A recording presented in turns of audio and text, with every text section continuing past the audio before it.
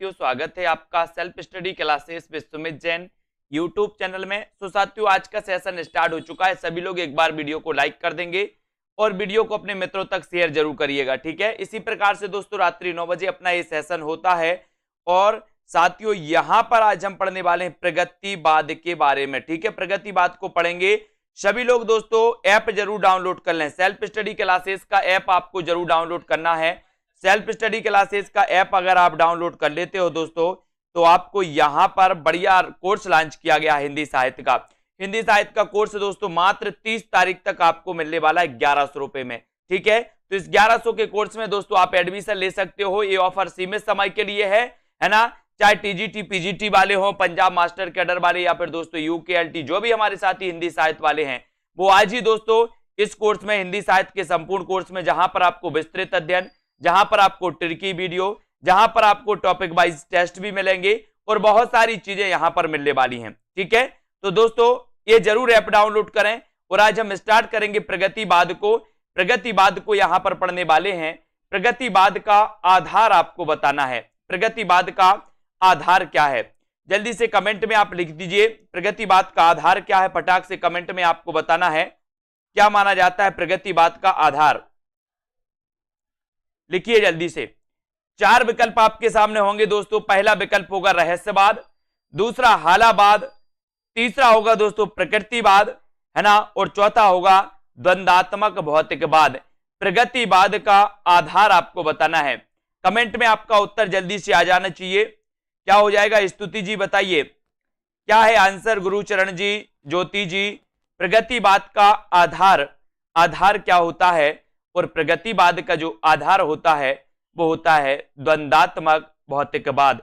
द्वंद्वात्मक भौतिकवाद यानी कि आपका जो आशा जी, बिल्कुल सही आंसर जो है वो डी नंबर। अमित जी, है ना, प्रगतिवाद के प्रवर्तक कौन माने जाते हैं, ये उत्तर आपको बताना है। और आपको राइट आंसर दोस्तों बताइए, प्रगतिवाद के प्रवर्तक कौन माने जाते हैं, इसका उत्तर आपको चयन करना। आपको इतनी चीज तो पता है दोस्तों कि जो प्रगतिवाद है ये द्वंद्वात्मक भौतिकवाद पर आधारित है। द्वंद्वात्मक भौतिकवाद प्रगतिवाद का आधार है, ये तो सभी लोगों को पता है ना। और प्रगतिवाद एक राजनैतिक एवं सामाजिक शब्द है। मार्क्सवादी विचारधारा का साहित्य में प्रगतिवाद के रूप में उदय हुआ। यानी कि जो राजनीति के क्षेत्र में दोस्तों मार्क्सवाद है, वही साहित्य के क्षेत्र में क्या है, प्रगतिवाद है। प्रगतिवाद, इतनी चीजें तो सभी लोग जानते हैं, है ना। अब दोस्तों आगे के क्वेश्चनों की ओर बढ़ेंगे। अगला प्रश्न हमें यहां पर देखेंगे, है ना। जल्दी से बताओ, आपको चयन करना है कि प्रगतिवाद के प्रवर्तक कौन माने जाते हैं। कमेंट में आपको लिखना है और क्वेश्चन ये बताना है दोस्तों कि किस रचना के द्वारा दोस्तों छायावाद का अंत हुआ। किस रचना में दोस्तों छायावाद के अंत की घोषणा की गई और ये घोषणा किसने की। कमेंट में बताइए सभी लोग, किसने की ये घोषणा, छायावाद के अंत की घोषणा किसने की थी और वो रचना कौन सी थी जिसके माध्यम से ये घोषणा की गई थी। और आपको पता है, बोले सर एक युगांत रचना है। कौन सी है, युगांत। युगांत रचना है। युगांत रचना दोस्तों ये किसकी मानी जाती है, पंत की मानी जाती है, ठीक है। युगांत, युगांत के माध्यम से पंत ने क्या किया, छायावाद के अंत की घोषणा की। और दोस्तों जब छायावाद का अंत हो जाता है तो यहीं से प्रगतिवाद प्रारंभ हो जाता है। इसलिए दोस्तों आपको पता है कि पंत को प्रगतिवाद का प्रवर्तक माना जाता है। पंत को प्रगतिवाद का प्रवर्तक माना जाता है, ये भी आपको पता होगा, ठीक है। अब दोस्तों राममूरत जी, छायावाद और उत्तर छायावाद के बीच कुछ वैसा ही संबंध देखता है जैसा मध्यकाल में भक्ति काल और रीति काव्य के बीच था। पंक्तियों के लेखक कौन है, पंक्तियों को लेखक आपको बताना है। और यहां पर आपका जो बिल्कुल सही आंसर हो जाएगा वो हो जाएगा क्या, डॉक्टर रामस्वरूप चतुर्वेदी, है ना। सी नंबर आपका बिल्कुल सही है। रामस्वरूप चतुर्वेदी ने कहा कि छायावाद और उत्तर छायावाद के बीच वैसा ही संबंध दिखता है जैसा मध्यकाल में भक्ति काल और रीति काव्य के बीच था, ठीक है। एक किसने कहा, एक कथन किसका है, एक कथन है रामस्वरूप चतुर्वेदी का। रामस्वरूप चतुर्वेदी को याद रख लेंगे। उपर्युक्त पंक्तियों के जो लेखक हैं दोस्तों वो डॉक्टर रामस्वरूप चतुर्वेदी हैं, इनको याद रख लेना, है ना। हिंदी साहित्य एवं संवेदना का विकास। ये दोस्तों ये ग्रंथ लिखा था, किसने लिखा था? हिंदी साहित्य एवं संवेदना का विकास ग्रंथ के लेखक कौन माने जाते हैं? कौन माने जाते हैं हिंदी साहित्य एवं संवेदना का विकास ग्रंथ के लेखक? तो आपका उत्तर हो जाएगा डॉक्टर रामस्वरूप चतुर्वेदी। डॉक्टर रामस्वरूप चतुर्वेदी माने जाते हैं हिंदी साहित्य एवं संवेदना के विकास के लेखक। ठीक है, इसको याद रख लेंगे। अब अगला क्वेश्चन है, जमुन जल तुम काव्य के रचनाकार कौन माने जाते हैं? जमुन जल तुम काव्य के रचनाकार कौन है? भवानी प्रसाद मिश्र, धूमिल है, शिवमंगल से सुमन है, या फिर केदारनाथ अग्रवाल है? कमेंट में आपको लिखना है। यस, दूध जल्दी से आपको बताना है। जमुन जल तुम काव्य के रचनाकार कौन है? उत्तर चला जाता है केदारनाथ अग्रवाल, यानी कि आपका जो डी नंबर है वो बिल्कुल सही है ना। जमुन जल तुम काव्य के रचनाकार हैं केदारनाथ अग्रवाल। और दोस्तों जमुन जल तुम काव्य के रचनाकार केदारनाथ अग्रवाल हैं। और केदारनाथ अग्रवाल अपनी काव्य यात्रा के आरंभिक दौर में बालेंदु उपनाम से रचनाएं करते थे। अब यहां से क्वेश्चन बन जाता है दोस्तों, अगर आपसे पूछा जाएगा कि बालेंदु उपनाम से कौन रचना करता था या बालेंदु उपनाम किसका है, तो आप क्या बताओगे? केदारनाथ अग्रवाल का। बालेंदु उपनाम किसका है? किसका है? किसका है? उत्तर है दोस्तों बालेंदु। बालेंदु याद रखना। ठीक है, इनका दोस्तों बालेंदु उपनाम था केदारनाथ अग्रवाल का। इसको याद रखेंगे। युग की गंगा, नींद के बादल, फूल नहीं रंग बोलते हैं, इनको अपन को याद रख लेना है। फूल नहीं रंग बोलते हैं, आग का आईना, ए मेरी तुम, मार प्यार के थापे, कहें केदार खरी खरी इत्यादि। ये जो रचनाएं हैं ये रचनाएं किसकी हैं? ये रचनाएं हैं केदारनाथ अग्रवाल की, है ना। इनको याद रखेंगे। जिस तरह हम बोलते हैं उस तरह तू लिख, और उसके बाद भी हमसे बड़ा तू लिख। ये पंक्ति किसकी है? ये पंक्ति किसकी है? कमेंट में बता दीजिए जल्दी से, ये पंक्ति किसकी है? फटाफट से सभी लोग आंसर बताएंगे। और सही उत्तर क्या हो जाएगा? जल्दी से चयन करें कि जिस तरह हम बोलते हैं उस तरह तू लिख, और हमसे बड़ा तू लिख। ये जो पंक्ति है, जिस तरह हम बोलते हैं उस तरह तू लिख, और उसके बाद भी हमसे बड़ा तू लिख। ये पंक्ति है भवानी प्रसाद मिश्र की। किसकी है? भवानी प्रसाद मिश्र की। उत्तर चला जाता है विकल्प नंबर डी की तरफ। डी नंबर अपना जो उत्तर है वो बिल्कुल सही हो जाता है। उपर्युक्त पंक्तियों के रचनाकार कौन है? भवानी प्रसाद मिश्र हैं। भवानी प्रसाद मिश्र को सहजता का कवि कहा जाता है। इनके द्वारा रचित काव्य संग्रह है गीत फरोश, चकित है दुख, गांधी पंचसती, है ना, बुनी हुई रस्सी, खुशबू के शिलालेख, परिवर्तन जिए, त्रिकाल संध्या। इनकी रचनाएं मानी जाती हैं दोस्तों। इन्हें सहजता का कवि कहा जाता है। किसे कहा जाता है सहजता का कवि? भवानी प्रसाद मिश्र को, है ना। अगला क्वेश्चन है आपका। अगला है दोस्तों, इनमें से आपको चयन करना है कि इनमें से किस कवि को एक भारतीय आत्मा के उपनाम से जाना जाता है। किस कवि को एक भारतीय उपनाम के नाम से जाना जाता है, ये अपन को चयन करना है। तो बताइए, प्रश्न क्रमांक 5 का, किस कवि को एक भारतीय आत्मा के उपनाम से जाना जाता है? माखनलाल चतुर्वेदी, बालकर्ण शर्मा नवीन, मैत्री शरण गुप्त, या फिर श्रीधर पाठक। किस कवि को एक भारतीय आत्मा उपनाम से जाना जाता है?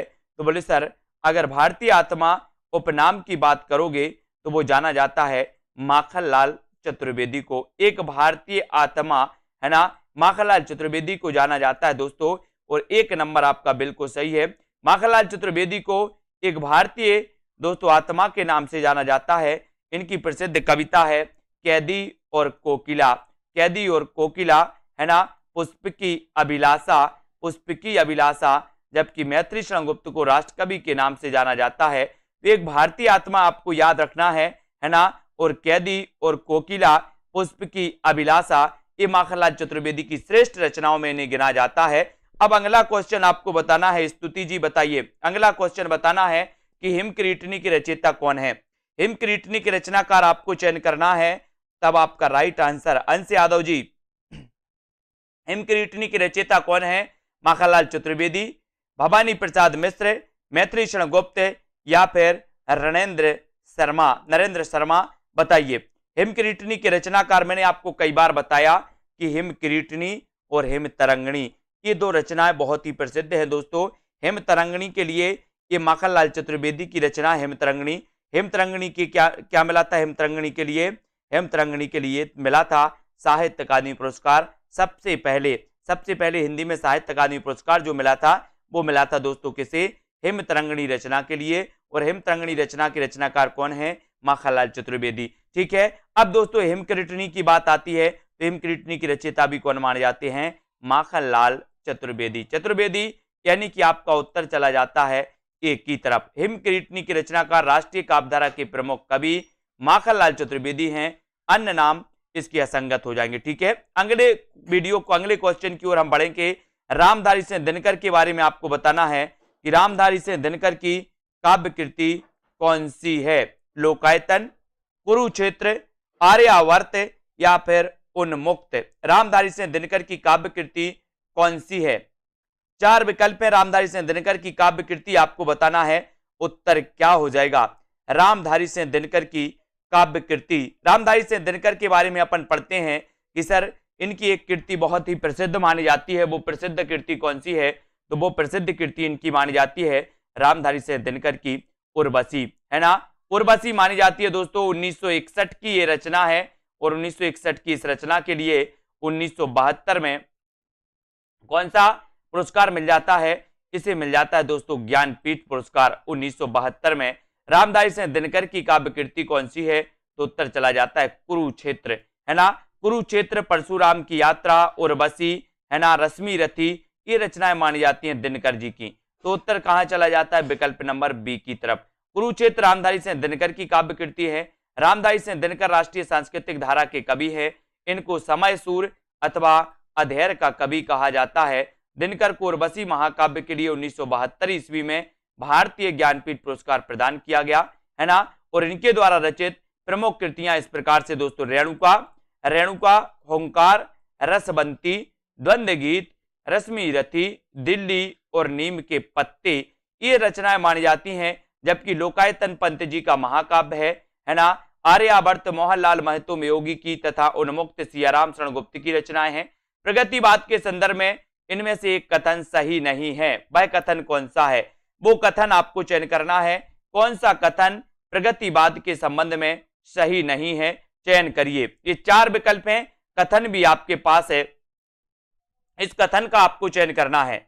तो प्रश्न क्रमांक आपका यहां पर है और प्रगतिवाद के बारे में कौन सा कथन सही नहीं है? प्रगतिवाद जन चेतना के साथ प्रकृति और कल्पना लोक में सौंदर्य खोजता है, या फिर दोस्तों प्रगतिवाद ने पहली बार साहित्यिक चेतना को यथार्थवाद की ओर अग्रसर होने की प्रेरणा दी पहली बार, है ना। या प्रगतिवाद की मूल प्रेरणा मार्क्सवाद से विकसित हुई? ये तो सही है। प्रगतिवाद सामाजिक यथार्थ की अभिव्यक्ति को नहीं रचना का उद्देश्य मानता है, को ही रचना का उद्देश्य मानता है। और प्रगतिवाद जन जीवन के साथ प्रकृति और कल्पना लोक में सौंदर्य खोजता है। तो दोस्तों आपको पता है कि प्रगतिवाद में पहली बार साहित्यिक चेतना को यथार्थवाद की ओर अग्रसर होने की प्रेरणा दी, है ना। तो ये जो आपका उत्तर है वो कौन सा हो जाएगा? उत्तर हो जाएगा डी नंबर। प्रगतिवाद सामाजिक यथार्थ की अभिव्यक्ति को ही रचना का उद्देश्य मानता है, ऐसा नहीं है। यानी कि आपका उत्तर चला जाता है विकल्प नंबर डी की तरफ। डी की तरफ आपका राइट आंसर हो जाता है। डी नंबर आपका सही हो जाता है। प्रगतिवाद जनजीवन के साथ प्रकृति और कल्पना लोक में सौंदर्य खोजता है। यह कथन प्रगतिवाद के संदर्भ में सही नहीं है, है ना। ठीक है, तो इसका उत्तर आपका दोस्तों ए नंबर सही हो जाएगा। प्रगतिवाद जनजीवन के साथ प्रकृति और कल्पना लोक में सौंदर्य खोजता है, यह कथन प्रगतिवाद के संदर्भ में सही नहीं है। यानी कि आपका जो एक नंबर है ए नंबर सही होगा। इसमें प्रगतिवाद जनजीवन के साथ प्रकृति और कल्पना लोक में सौंदर्य खोजता है, एक नंबर आपका सही होगा। बाकी डी नंबर आपका सही है। डी नंबर प्रगतिवाद सामाजिक यथार्थवाद की अभिव्यक्ति को रचना को उद्देश्य मानता है, ये तो सही है। ये मिसप्रिंट है यहाँ पर, ए नंबर आपका सही हो जाएगा। ठीक है, प्रगतिवाद ने पहली बार साहित्यिक चेतना को यथार्थ की ओर अग्रसर होने की प्रेरणा दी, इसको अच्छे से देख लेना। प्रगतिवाद की मूल प्रेरणा मार्क्सवाद से विकसित हुई, ये भी बिल्कुल सही है। ठीक है, प्रगतिवाद सामाजिक यथार्थ की अभिव्यक्ति को ही रचना का उद्देश्य मानता है, ये भी बिल्कुल सही है। प्रगतिवाद शब्द का सर्वप्रथम प्रयोग 1942 ईस्वी में मुक्तिबोध ने अपने एक लेख प्रगतिवाद एक दृष्टि आगामी कल में किया था दोस्तों। तो ये भी आपको याद रख लेना, प्रगतिवाद का सर्वप्रथम प्रयोग किसने किया था? तो ये किया था मुक्तिबोध ने किया था। और दोस्तों इसको याद रखेंगे, प्रगतिवाद एक दृष्टि आगामी कल में किया था इन्होंने, इसको याद रखेंगे। हिंदी काव्य मासलवाद के प्रवर्तक माने जाते हैं, तो कौन माने जाते? मासलवाद कई बार पूछा गया, बताइए मासलवाद के जो प्रवर्तक माने जाते हैं वो कौन माने जाते हैं? मासलवाद के प्रवर्तक बताइए कौन माने जाते हैं? हिंदी काव्य में मासलवाद के प्रवर्तक माने जाते हैं तो कौन माने जाते हैं? ये तो अपन ने कई बार पढ़ा है कि सर हालाबाद अगर पूछो तो हरिवंश राय बच्चन, मासलवाद अगर पूछो तो रामेश्वर शुक्ल अंचल। ठीक है, तो इसको आपको याद रख लेना है कि रामेश्वर शुक्ल अंचल, ये नंबर आपका सही है ना। मासलवाद के प्रवर्तक, इसको थोड़ा सा पढ़ेंगे कि हिंदी काव्य में रामेश्वर शुक्ल अंचल मासलवाद के प्रवर्तक माने जाते हैं। ये छायावाद युग के उत्तरार्ध के कवि हैं, है ना। उनकी भाषा में नए विशेषण तथा नए उपमान प्रयुक्त हुए और इनके द्वारा रचित रचनाएं हैं मधुलिका, अपराजिता, किरण बेला, बरसांत के बाद, विराम चिन्ह आदि। वह हृदय नहीं है पत्थर है जिसमें स्वदेश का प्यार नहीं। ये प्रसिद्ध काव्य पंक्तियां निम्न में से किस कवि की हैं? कवि का नाम आपको बताना है, विकल्प में मैं आपको दे रहा हूं। वह हृदय नहीं है पत्थर है जिसमें स्वदेश का प्यार नहीं। यहां पर आपका विकल्प आ जाएगा, इस विकल्प का आंसर आपको बताना है, यहां पर आ जाइए, ये विकल्प है आपके, है ना। तो ये पंक्तियां बताना है, ये पंक्तियां किसकी हैं? तो आप पहले ही समझ गए दोस्तों, यहां पर ये जो पंक्तियां हैं वो ज्ञा प्रसाद शुक्ल स्नेही की हैं, है ना, द्वारा रचित हैं दोस्तों। ये वह हृदय नहीं है पत्थर है जिसमें स्वदेश की प्रति प्रेम नहीं, है ना। तो बताइए अब प्रगतिशील लेखक संघ किस स्तर की संस्था है? प्रगतिशील लेखक संघ किस स्तर की संस्था मानी जाती है? अंजू जी, कविता जी। प्रश्न क्रमांक 11, राष्ट्रीय स्तर की, अंतरराष्ट्रीय स्तर की, राज्य स्तरीय या फिर हिंदी भाषी प्रांतीय? तो प्रगतिशील लेखक संघ आपको बता है कि दोस्तों ये प्रगतिशील लेखक संघ किस स्तर की संस्था है? तो ये है अंतरराष्ट्रीय स्तर की ये संस्था है। और बी नंबर आपका सही है ना। प्रगतिशील लेखक संघ अंतरराष्ट्रीय स्तर की संस्था है। इसकी स्थापना 1935 में सज्जाद जहीर ने लंदन में की थी, 1935 में। भारत में 1936 ईस्वी में प्रगतिशील लेखक संघ की स्थापना हुई थी, है ना, लखनऊ में। और इसका प्रथम अधिवेशन भी कहां पर हुआ था? लखनऊ में, है ना। और दोस्तों इसके प्रथम अध्यक्ष भी कौन थे? तो मुंशी प्रेमचंद। अगर आपसे पूछा जाए कि प्रगतिशील लेखक संघ के जो दोस्तों प्रथम अध्यक्ष थे वो कौन थे? तो वो थे मुंशी प्रेमचंद। इनको याद रखेंगे। 1936 प्रगतिवाद के जन्म में किसका योगदान है? किसका योगदान है बताइए, किसका योगदान है? छायावादी, रोमानियत एवं पलायनवादी प्रवृत्ति का, प्रगतिशील लेखक संघ की स्थापना का, मार्क्सवादी प्रभाव या उपर्युक्त में से सभी? प्रगतिवाद के जन्म में किसका योगदान है? किसका योगदान है दोस्तों प्रगतिवाद के जन्म में?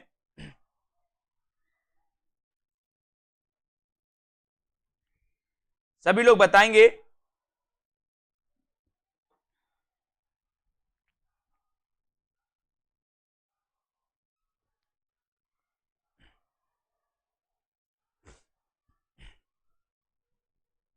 और राइट आंसर चला जाता है कि प्रगतिवाद के जन्म में किसका योगदान है? तो प्रयुक्त सभी। छायावाद, रोमानियत एवं पलायनवादी प्रवृत्ति का भी, प्रगतिशील लेखक संघ की स्थापना का, है ना, मार्क्सवादी प्रभाव, यानी कि उत्तर आपका डी नंबर बिल्कुल सही है। आधुनिक हिंदी साहित्य में प्रगतिवाद के जन्म में उपर्युक्त सभी परिस्थितियों का योगदान था। सन 1936 ईस्वी में लखनऊ में सज्जाद जहीर और डॉक्टर मुल्कराज आनंद के प्रयास से प्रगतिशील लेखक संघ की स्थापना हुई।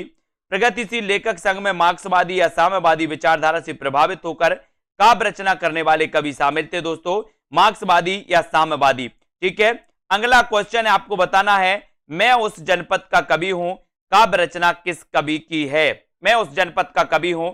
अब साथियों, जिन भी साथियों ने अभी तक सेल्फ स्टडी क्लासेस का ऐप डाउनलोड नहीं किया है वो ऐप को जरूर डाउनलोड करेंगे। ऐप को डाउनलोड करना है आपको, और जिन भी साथियों को एडमिशन लेना है वो एडमिशन ले सकते हैं। ठीक है, एडमिशन जरूर ले दोस्तों। 30 तारीख तक बढ़िया ऑफर है आपके लिए, मात्र 1100 रुपए में। और मैं उस जनपद का कवि हूं, काव्य रचना किस कवि की है?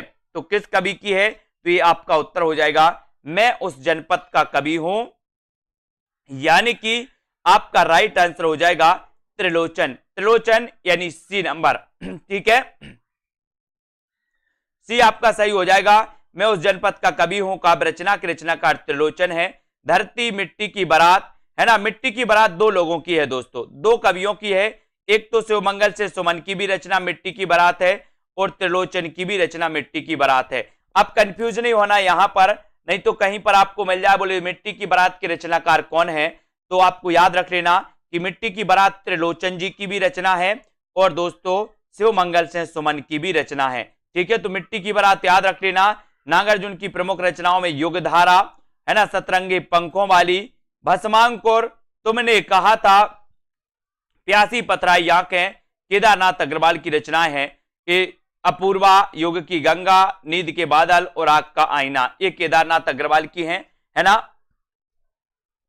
बाकी नागार्जुन की युगधारा याद करना, सतरंगी पंखों वाली, भस्मांकुर, तुमने कहा था, और प्यासी पथराई आंखें, ठीक है। त्रिलोचन का वास्तविक नाम आपको बताना है, क्वेश्चन कई बार आया है। 14 का आंसर बताइए, त्रिलोचन का वास्तविक नाम क्या है?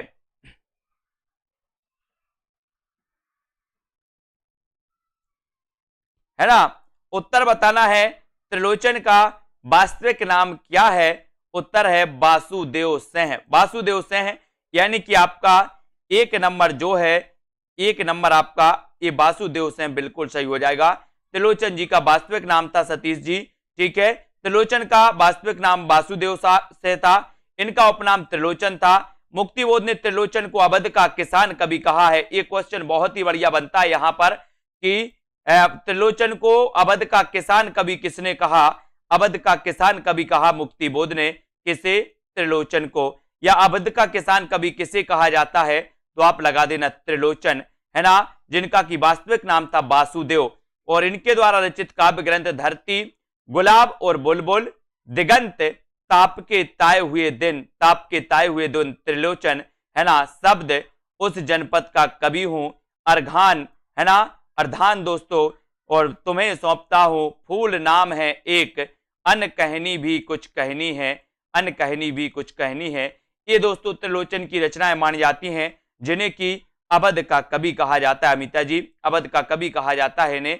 अगला क्वेश्चन यहां पर आते हैं। अगला क्वेश्चन है, कौन सा सुमेलित नहीं है? यहां पर सुमेलित नहीं है बताना है, तो सुमेलित करिए। मुक्ति मार्ग के रचनाकार कौन है? पिघलते पत्थर, अजय खंडहर और प्रलय सृजन के रचनाकार कौन है?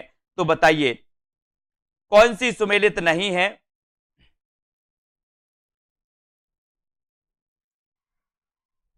और यहां पर आपको पता है, बोले सर मुक्ति मार्ग ये तो भारत भूषण अग्रवाल की है, पिघलते पत्थर रांगे राघव की है, अजय खंडहर, अजय खंडहर ये निराला की नहीं है, है ना।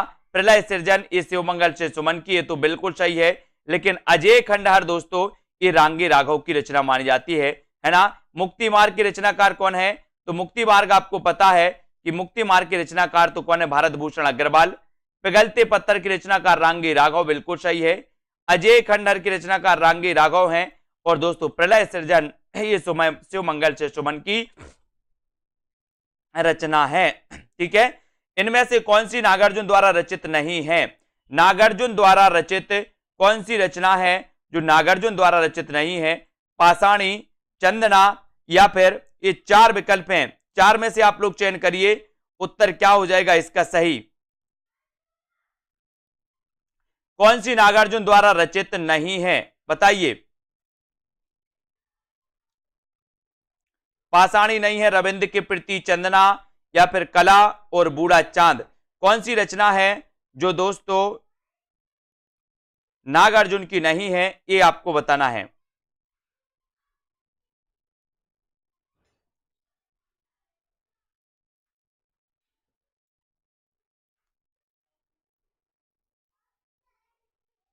और आपका बिल्कुल सही आंसर है, बोले सर कला और बूढ़ा चांद। कला और बूढ़ा चांद के रचनाकार पंत जी हैं, सुमित्रानंदन पंत जी, जिन्हें 1960 में साहित्य अकादमी पुरस्कार भी मिला था, है ना। नागार्जुन की तो पाषाणी है, रविंद्र के प्रति है, चंदना भी है, लेकिन कला और बूढ़ा चांद नहीं है, यानी कि उत्तर आपका सी नंबर की तरफ चला जाता है।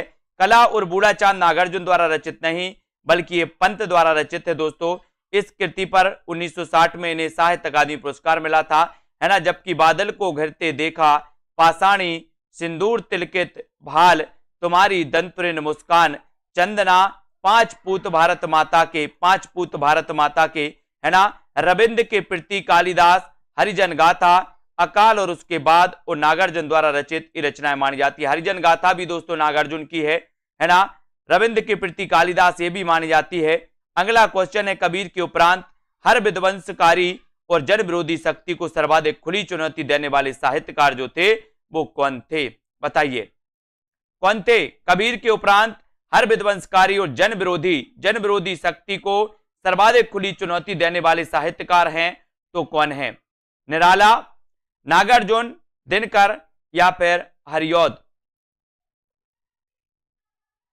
कबीर के उपरांत आपको बताना है तो कबीर के उपरांत हर विध्वंसकारी और जन विरोधी शक्ति को सर्वाधिक खुली चुनौती देने वाले जो साहित्यकार माने जाते हैं वो माने जाते हैं कौन? नागार्जुन। कौन माने जाते हैं? नागार्जुन। और उत्तर चला जाता है विकल्प नंबर वी की तरफ। नागार्जुन आपका राइट आंसर है। कबीर के उपरांत हर विध्वंसकारी और जन विरोधी शक्ति को सर्वाधिक खुली चुनौती देने वाले साहित्यकार जो माने जाते हैं वो नागार्जुन। और नागार्जुन का एक क्वेश्चन आता है कि इनका वास्तविक नाम क्या था? तो इनका वास्तविक नाम क्या था दोस्तों? वैद्यनाथ मिश्र। नागार्जुन का वास्तविक नाम क्या था? तो उत्तर लगाना है वैद्यनाथ मिश्र। वे शुरुआती दिनों में माली उपनाम से रचनाएं लिखते थे, है ना। और नागार्जुन एक कवि होने के साथ साथ उपन्यासकार और मैथिल के श्रेष्ठ कवियों में जाने जाते हैं। अब ये माली भी आपको याद रख लेना, ये नोट्स कर लेना। नागार्जुन का वास्तविक नाम वैद्यनाथ था। और दोस्तों कभी अगर माली उपनाम इनका पूछ लिया जाए तो इनका एक उपनाम माली भी है और इन्हें नागार्जुन भी कहा जाता है। तो नागार्जुन, माली और वैद्यनाथ मिश्र, है ना, वे शुरुआती दिनों में माली नाम से लिखते थे दोस्तों, ये भी आपको याद रख लेना। ठीक है, कौन? नागार्जुन। अगला क्वेश्चन है आपका, द्वंद्वात्मक भौतिक विकासवाद किस काव्यधारा का आधार है? नई कविता का, प्रगतिवाद का, समानांतर कविता का या फिर इनमें से कोई नहीं? हाँ, यात्री नाम से भी मैथिली में लिखते थे। बहुत बढ़िया कुरैशी जी, ये यात्री नाम से भी लिखते थे मैथिली में। नागार्जुन जी यात्री नाम से मैथिली में लिखते थे, है ना। द्वंद्वात्मक भौतिकवाद विकासवाद किस काव्यधारा का आधार है? नई कविता का, प्रगतिवाद का, समांतर कविता या फिर इनमें से कोई नहीं? तो द्वंद्वात्मक भौतिकवाद विकासवाद आपसे पूछा गया किस काव्यधारा का आधार है, तो वो काव्यधारा कौन सी है? वो काव्यधारा है प्रगतिवाद। यानी कि आपका प्रगतिवाद बिल्कुल सही है।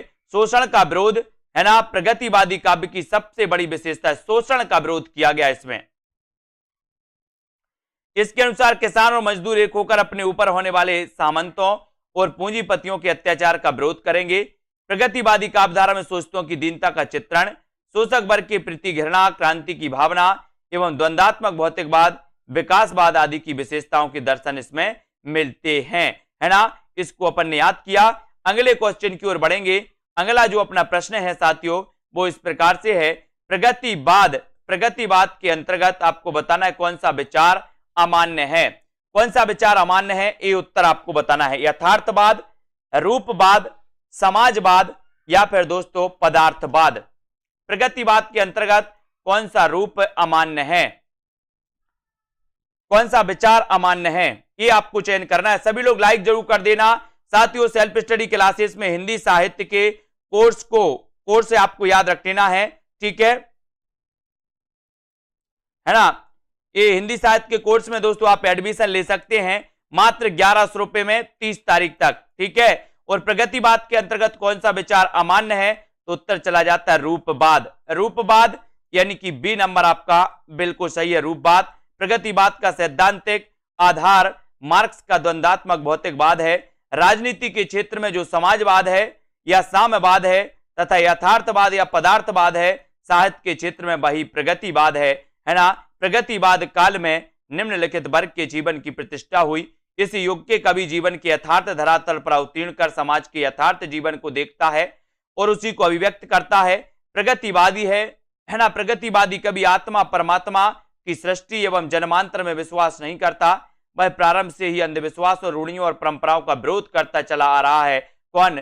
प्रगतिवाद। अगला क्वेश्चन है, दो राह समय के रथ का दर्दनाद सुनो, है ना, और सिंहासन खाली करो कि जनता आती है। ये पंक्ति बताइए किसकी है? सिंहासन खाली करो कि जनता आती है। 20 का आंसर, 20 का बताओगे? दो राय के समय का उत्तर आपका बिल्कुल सही आंसर है यहां पर कि दोस्तों सिंहासन खाली करो कि जनता आती है।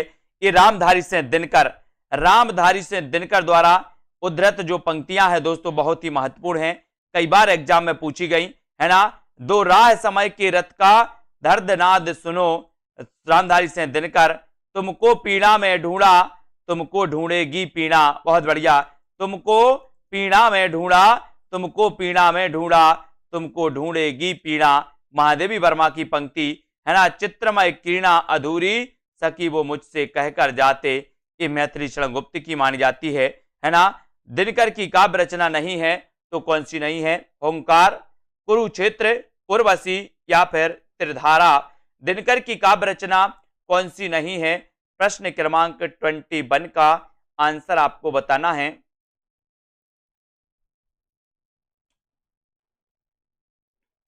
दिनकर की कौन सी नहीं है?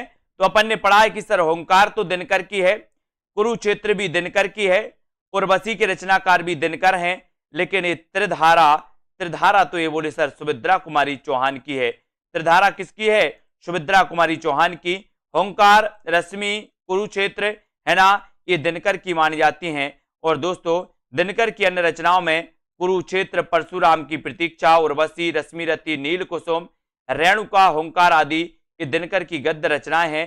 संस्कृति के 4 अध्याय, शुद्ध कविता की खोज, है ना, दिनकर की ये डायरी है। अधेर का कवि किसे कहा जाता है? उत्तर चयन करिए। बढ़िया प्रश्न है, लाइक सभी लोग जरूर कर दें। और साथियों जिन भी साथियों ने ऐप को डाउनलोड नहीं किया सेल्फ स्टडी क्लासेस का, उस ऐप को जरूर डाउनलोड करें। जिन भी साथियों को कोर्स लेना है अभी तक आप कोर्स ले सकते हैं पंजाब मास्टर कैडर के लिए, UKLT, TGT, PGT, junior, super TET exam के लिए, है ना। अधेर का कवि किससे कहा जाता है? अधेर का कवि कहा जाता है दिनकर को, दिनकर को कहा जाता है। और 1 नंबर आपका दिनकर बिल्कुल सही हो जाता है।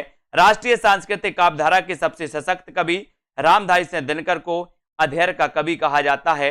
दिनकर जी का जन्म सिमरिया जिले मुंगेर बिहार में हुआ था।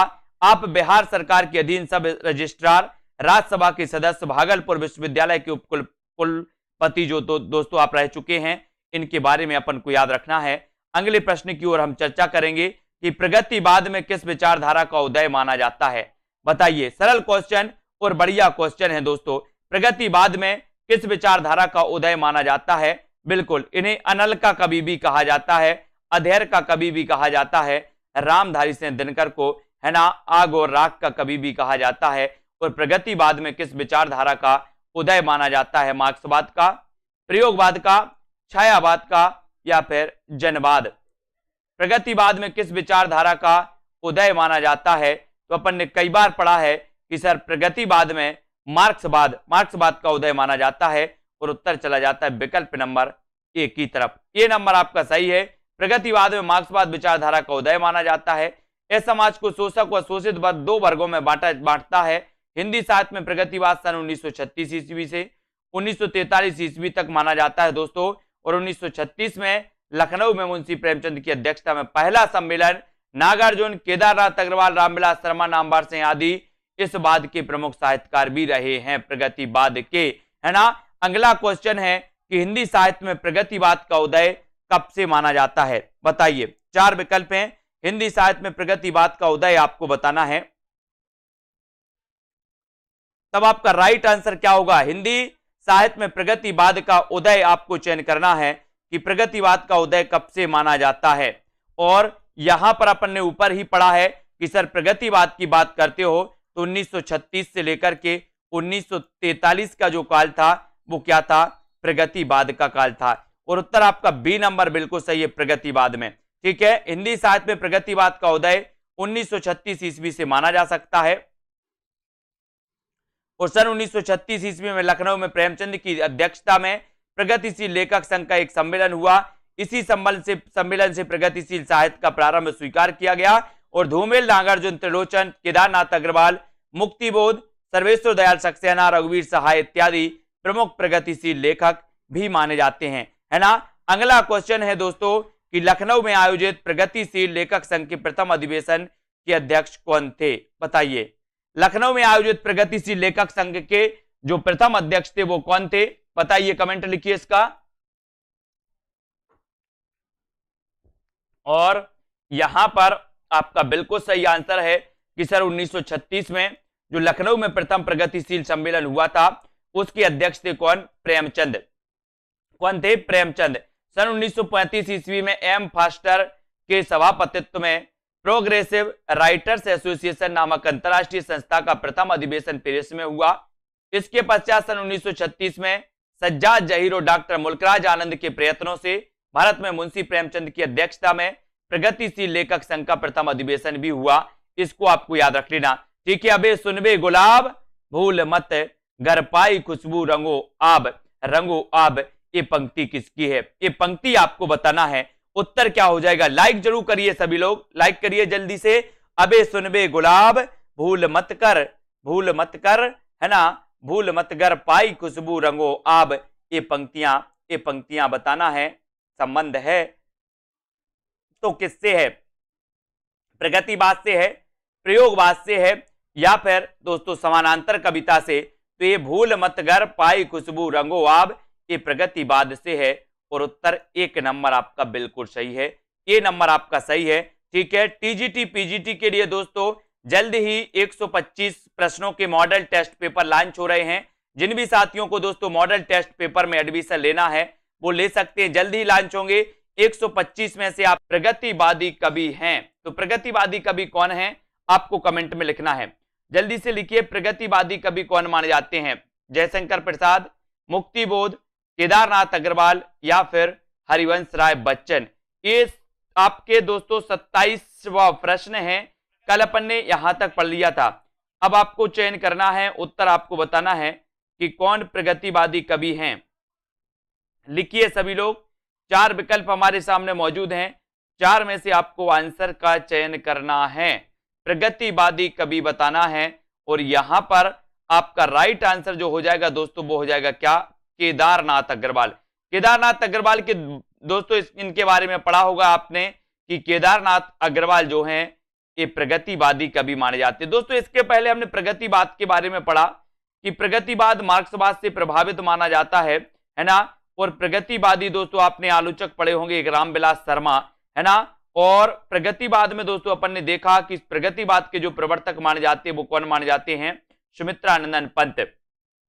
प्रगतिवाद के प्रवर्तक कौन माने जाते हैं, अगर एक क्वेश्चन आपसे पूछा जाए कभी कि प्रगतिवाद के प्रवर्तक कौन माने जाते हैं तो आपको लगाना सुमित्रानंदन पंत।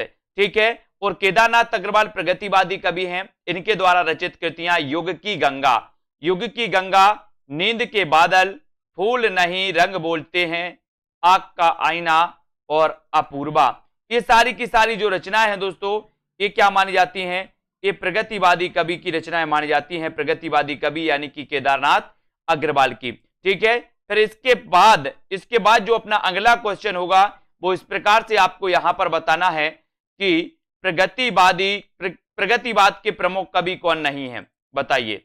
नहीं है बताना है, 4 विकल्प अब नहीं है, चयन करना है आपको 28 का आंसर चयन करिए। प्रगतिवादी कवि कौन नहीं है, चयन करें। प्रश्न क्रमांक 28, नागार्जुन, दिनकर, मुक्तिबोध या फिर अज्ञेय। तो फटाक से देखते हैं सबसे पहले आंसर किसका आता है, कौन सबसे पहले आंसर बताता है। प्रगतिवादी कवि कौन नहीं है, इसका आंसर आपको बताना है। तो आपने पढ़ा है कि नागार्जुन तो हैं, इनका वास्तविक नाम क्या था, इनका वास्तविक नाम था वैद्यनाथ नागार्जुन का, है ना। ये तो प्रगतिवादी माने जाते हैं, दिनकर भी हैं, है ना। और कौन नहीं है दोस्तों, अज्ञेय, प्रोफेसर अज्ञेय, ये प्रगतिवादी कवि हैं। तब प्रगतिवाद के प्रमुख कवि नहीं है, तो प्रमुख कवि कौन नहीं है? प्रमुख कवि नहीं है, सी नंबर, है ना। अज्ञेय प्रमुखता प्रयोगवादी एवं नई कविता के कवि हैं, ना कि प्रगतिवाद के। नागार्जुन, दिनकर एवं मुक्तिबोध दोस्तों ये माने जाते हैं अपने काय के प्रगतिवाद के। ठीक है, 29 का आंसर आपको चयन करना है, चयन करिए। 29 का आंसर आप चयन करेंगे। पुष्प की अभिलाषा नामक प्रसिद्ध कविता किसने लिखी? बढ़िया क्वेश्चन है, सरल क्वेश्चन है, आसान क्वेश्चन है, सभी से आना चाहिए।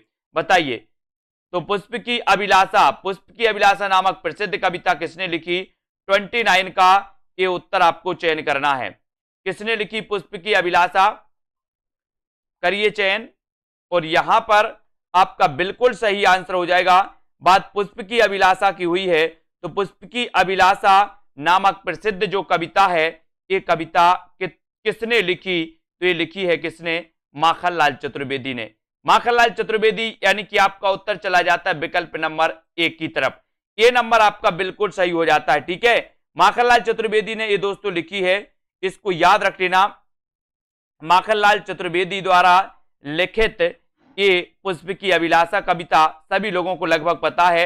हिंदी के आधुनिक काल के द्विवेदी युगीन कवि माखनलाल चतुर्वेदी राष्ट्रीय काव्यधारा के कवि हैं और एक भारतीय आत्मा उपनाम से प्रसिद्ध हैं। अगर कभी आपसे पूछा जाए कि एक भारतीय आत्मा उपनाम से प्रसिद्ध जो हैं वो कौन है, तो आप क्या लगाओगे? माखनलाल चतुर्वेदी। ठीक है, पुष्प की अभिलाषा वीर रस से पूर्ण राष्ट्रीय कविता लिखी, है ना। हिम किरीटनी इनकी रचना है, हिम तरंगणी, माता तथा समर्पण आदि माखनलाल चतुर्वेदी के काव्य संग्रह माने जाते हैं।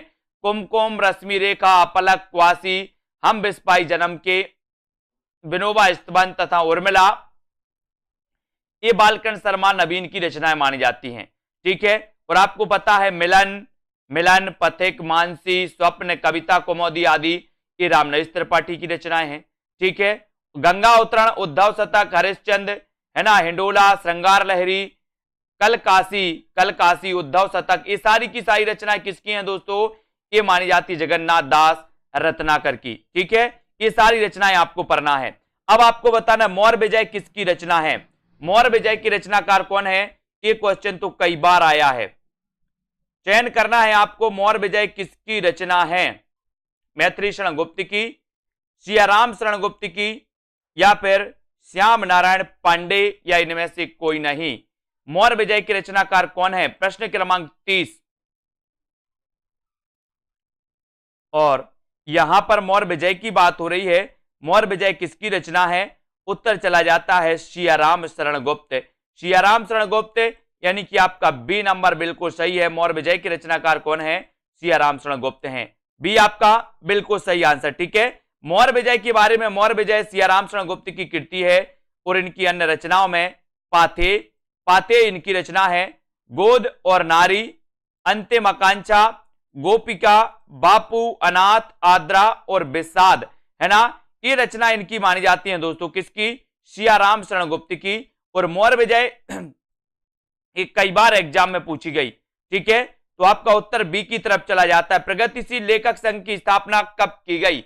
बताइए, प्रगतिशील लेखक संघ की स्थापना, प्रगतिशील लेखक संघ आपको पता है दोस्तों कि अगर लंदन की बात करते हैं तो लंदन में ये 1935 में स्थापित हुआ था, है ना। सज्जाद आदि ऐसे बहुत सारे विद्वान थे जिन्होंने दोस्तों इस प्रगतिशील लेखक संघ की स्थापना में दोस्तों योगदान दिया था। लेकिन अगर बात करें भारत में, तो भारत में प्रगतिशील लेखक संघ की स्थापना हुई थी 1936 में, और ये प्रथम अधिवेशन हुआ था दोस्तों कब? प्रथम अधिवेशन हुआ था लखनऊ में, है ना। अगर बात करें सन 1935 ईस्वी में E.M. फास्टर के सभापतित्व में पेरिस में प्रोग्रेसिव राइटर्स एसोसिएशन नामक अंतरराष्ट्रीय संस्था का प्रथम अधिवेशन हुआ। और दोस्तों, है ना, 1936 में सज्जाद जहीर और मुल्कराज आनंद के प्रयत्नों से भारत में भी इस संस्था की शाखा खुली। ये भी आपको याद रख लेना। ठीक है, इनको आपको याद रख लेना। और दोस्तों, प्रथम अधिवेशन के अध्यक्ष कौन थे? तो प्रथम अधिवेशन के अध्यक्ष कौन थे? लखनऊ में हुआ था और इसके अध्यक्ष थे प्रेमचंद। कौन माने जाते हैं? प्रेमचंद। इसको याद रख लेना। ठीक है, अगला क्वेश्चन है, नागार्जुन किस वर्ग के कवि हैं? किस वर्ग के कवि हैं? छायावादी हैं, प्रगतिवादी हैं, प्रयोगवादी हैं, या फिर द्विवेदी युगीन हैं? नागार्जुन किस वर्ग के कवि हैं? ये आंसर आपको चयन करना है। ये चयन करिए, छायावादी, प्रगतिवादी, है ना, द्विवेदी युगीन या फिर प्रयोगवादी। नागार्जुन किस वर्ग के कवि माने जाते हैं? प्रश्न क्रमांक 32 में, और 32 में नागार्जुन की बात हुई है तो नागार्जुन तो आपको पता ही है कि सर ये नागार्जुन जो है इनका वास्तविक नाम क्या था? वैद्यनाथ। क्या था? वैद्यनाथ। और ये प्रगतिवादी कवि माने जाते हैं। ठीक है, तो उत्तर कहां चला जाता है? विकल्प नंबर वी की तरफ। वी नंबर आपका बिल्कुल सही हो जाता है। अगले क्वेश्चन की ओर बढ़ेंगे। अगला क्वेश्चन यहां पर देखना है, हिंदी काव्य में प्रगतिवादी युग का आरंभ सन 1936 में हुआ और 36 से लेकर के 43 के बीच साम्यवादी विचारधारा से प्रभावित होकर काव्य रचना करने वाले कवि नागार्जुन, है ना, केदारनाथ अग्रवाल, रामविलास शर्मा, शिवमंगल से सुमन, ठीक है, रांगी राघव, त्रिलोचन शास्त्री प्रगतिवादी कवि हैं। नागार्जुन का वास्तविक नाम क्या था? वैद्यनाथ। और नागार्जुन यात्री उपनाम से लिखते थे दोस्तों। काय में लिखते थे? मैथिली में। मैथिली में यात्री उपनाम से लिखते थे, ये भी आपको याद रख लेना। इनकी रचनाओं की जब भी बात होती है तो युगधारा, सतरंगे पंखों वाली, प्यासी पथराई आंखें, भस्मांकुर, तालाब की मछलियां, है ना, खिचड़ी विप्लव देखा हमने, तुमने कहा था, और हजार हजार बाहों वाली, पुरानी जूतियों का कोरस, ये सभी दोस्तों नागार्जुन की रचनाएं मानी जाती हैं, है ना। और ये यात्री नाम से कौन सी भाषा में लिखते थे? मैथिली में। ये क्वेश्चन भी कई बार आया है कि यात्री नाम से मैथिली में लिखते थे कौन? नागार्जुन। ठीक है, अब आपको बताना है रामधारी सिंह दिनकर की किस कृति को आधुनिक युग की गीता कहा गया है? आधुनिक युग की गीता कहा गया है। किसको कहा गया? रामधारी सिंह दिनकर की वो रचना कौन सी है दोस्तों? ये बताना है रामधारी सिंह दिनकर की वो रचना कौन सी है जिसे आधुनिक युग की गीता कहा गया, और वो रचना मानी जाती है कौन सी? कुरुक्षेत्र। कौन सी मानी जाती है? कुरुक्षेत्र। ये आधुनिक युग की इसे गीता कहा जाता है। रेणुका, हुंकार, उर्वशी और कुरुक्षेत्र, ये चारों ही रचनाएं किसकी हैं? ये दिनकर की हैं। रेणुका भी दिनकर की है ना, हुंकार भी दिनकर की है, उर्वशी भी दिनकर की है, कुरुक्षेत्र भी दिनकर की है। लेकिन आधुनिक युग की गीता कहा जाता है किसे? कुरुक्षेत्र को, है ना। कुरुक्षेत्र को, रामधारी सिंह दिनकर की कृति कुरुक्षेत्र को आधुनिक युग की गीता कहा गया। उर्वशी इनकी प्रसिद्ध कृति है। दिनकर की कुछ रचनाओं में रेणुका, हुंकार, नील कुसुम, उर्वशी, सीपी और शंख, रश्मि लोक, आत्मा की आंखें, हिमालय का संदेश, कलिंग विजय और बुद्ध देववादी इनकी रचनाएं मानी जाती हैं। किसकी? दिनकर जी की। अगला क्वेश्चन है आयुष जी, हल्दी घाटी वीर रस प्रधान प्रबंध काव्य है तो कौन सा है? हल्दी घाटी वीर रस प्रधान प्रबंध काव्य है श्याम नारायण पांडे, नवीन, सोहनलाल द्विवेदी या फिर इनमें से कोई नहीं। हल्दी घाटी वीर रस प्रधान प्रबंध काव्य कौन सा है? 34। और हल्दी घाटी वीर रस प्रधान प्रबंध काव्य अगर आपसे पूछा गया है तब आपका हल्दी घाटी वीर रस प्रधान प्रबंध काव्य जो माना जाता है वो माना जाता है श्याम नारायण पांडे, है ना। श्याम नारायण पांडे, यानी कि ये नंबर आपको बोले श्याम को हल्दी, श्याम को क्या लग रही है? हल्दी लग रही है, तो हल्दी से हल्दी घाटी और श्याम से श्याम नारायण पांडे, है ना। तो उत्तर कहां चला जाता है? विकल्प नंबर एक की तरफ। ये नंबर अपना सही हो जाता है। हल्दी घाटी श्याम नारायण पांडे की कृति है। यह वीर रस प्रधान काव्य है और इनकी अन्य महत्वपूर्ण रचनाएं हैं जय हनुमान, है ना, तुमुल, रिमझिम, हल्दी घाटी तथा जौहर। ये मानी जाती है श्याम नारायण पांडे की रचनाएं। हल्दी घाटी तो याद रख लेना, ये तो पूछी जाती है। रामधारी सिंह दिनकर को किस कृति पर ज्ञानपीठ पुरस्कार प्राप्त हुआ दोस्तों? कौन सी कृति पे इन्हें ज्ञानपीठ पुरस्कार मिला था? दिनकर जी को उर्वशी के लिए, कुरुक्षेत्र के लिए, सामधैनी के लिए या फिर हुंकार के लिए? करिए चयन। प्रश्न क्रमांक है अपना, रामधारी सिंह दिनकर को किस कृति के लिए ज्ञानपीठ इन्हें मिला था? बताइए, चयन करिए सभी लोग, फटाफट से उत्तर बताते जाएं। जो भी साथी ने अभी तक दोस्तों सेल्फ स्टडी क्लासेस का ऐप डाउनलोड नहीं किया है वो प्लीज ऐप डाउनलोड कर लें और अपने अध्ययन को निरंतर बहुत अच्छा बना सकते हैं। ठीक है, अब आपको रामधारी सिंह दिनकर को बताना है कि किस कृति पर ज्ञानपीठ पुरस्कार इन्हें मिला था। ज्ञानपीठ पुरस्कार किन्हें मिला था, किस रचना के लिए मिला था, तो आपको वैसे भी पता है कि उर्वशी के लिए इन्हें मिला था 1972 में। उर्वशी के लिए इन्हें मिला था 1972 में, जो कि लगभग सभी लोगों को पता है। ठीक है, सभी को पता है, वेरी गुड। तो ये नंबर आपका बिल्कुल सही होगा। रामधारी सिंह दिनकर को उर्वशी नामक गीति नाट्य पर सर्वोच्च साहित्य पुरस्कार ज्ञानपीठ पुरस्कार प्राप्त हुआ, जो कि बहुत ही महत्वपूर्ण है। ठीक है, बहुत बढ़िया। और रामधारी सिंह दिनकर की रचनाओं की अगर जब भी बात होती है तो रचनाओं में कौन सी आती है दोस्तों, रचनाओं में रामधारी सिंह दिनकर की कुरुक्षेत्र, रेणुका, हुंकार, सामधेनी, है ना, रश्मि रति, नील कुसुम, हारे को हरिनाम, ये रचनाएं इनकी आती हैं। ठीक है, अब युगधारा के रचयिता आपको बताना है, युगधारा के रचयिता कौन है। युगधारा के रचयिता जल्दी से चयन करिए, युगधारा के रचयिता कौन माने जाते हैं। सुमित्रानंदन पंत जी, महादेवी वर्मा, केदारनाथ अग्रवाल या फिर नागार्जुन। युगधारा के रचयिता कौन है, बताइए। युगधारा, और अभी अपन ने पढ़ा भी है, क्या पढ़ा है कि सर युगधारा के जो रचयिता हैं वो रचयिता है कौन, नागार्जुन। इनका वास्तविक नाम क्या था, बोले सर वैद्यनाथ, है ना। ये मैथिली में किस नाम से लिखते थे, तो मैथिली में लिखते थे ये यात्री नाम से। ठीक है, ये भी सभी को पता है। तो उत्तर चला जाता है सी की तरफ। सी नंबर आपका बिल्कुल सही है। युगधारा, इनकी रचनाओं में युगधारा, सतरंगे पंखों वाली, है ना, प्यासी पथराई आंखें, भस्मांकुर, ठीक है, तालाब की मछलियां, तुमने कहा था, खिचड़ी विप्लव, देखा हमने, नागार्जुन की रचना, हजार हजार बाहों वाली रचना भी इन्हीं की है, पुरानी जूतियों का कोरस, नागार्जुन की प्रमुख काव्य कृतियां मानी जाती हैं दोस्तों, है ना। ये भस्मांकुर इनका एक क्या माना जाता है, खंड काव्य माना जाता है, खंड काव्य। ठीक है, इसको भी अपन को याद रख लेना, भस्मांकुर इनका खंड काव्य है दोस्तों, किसका, दिनकर अपने नागार्जुन जी का।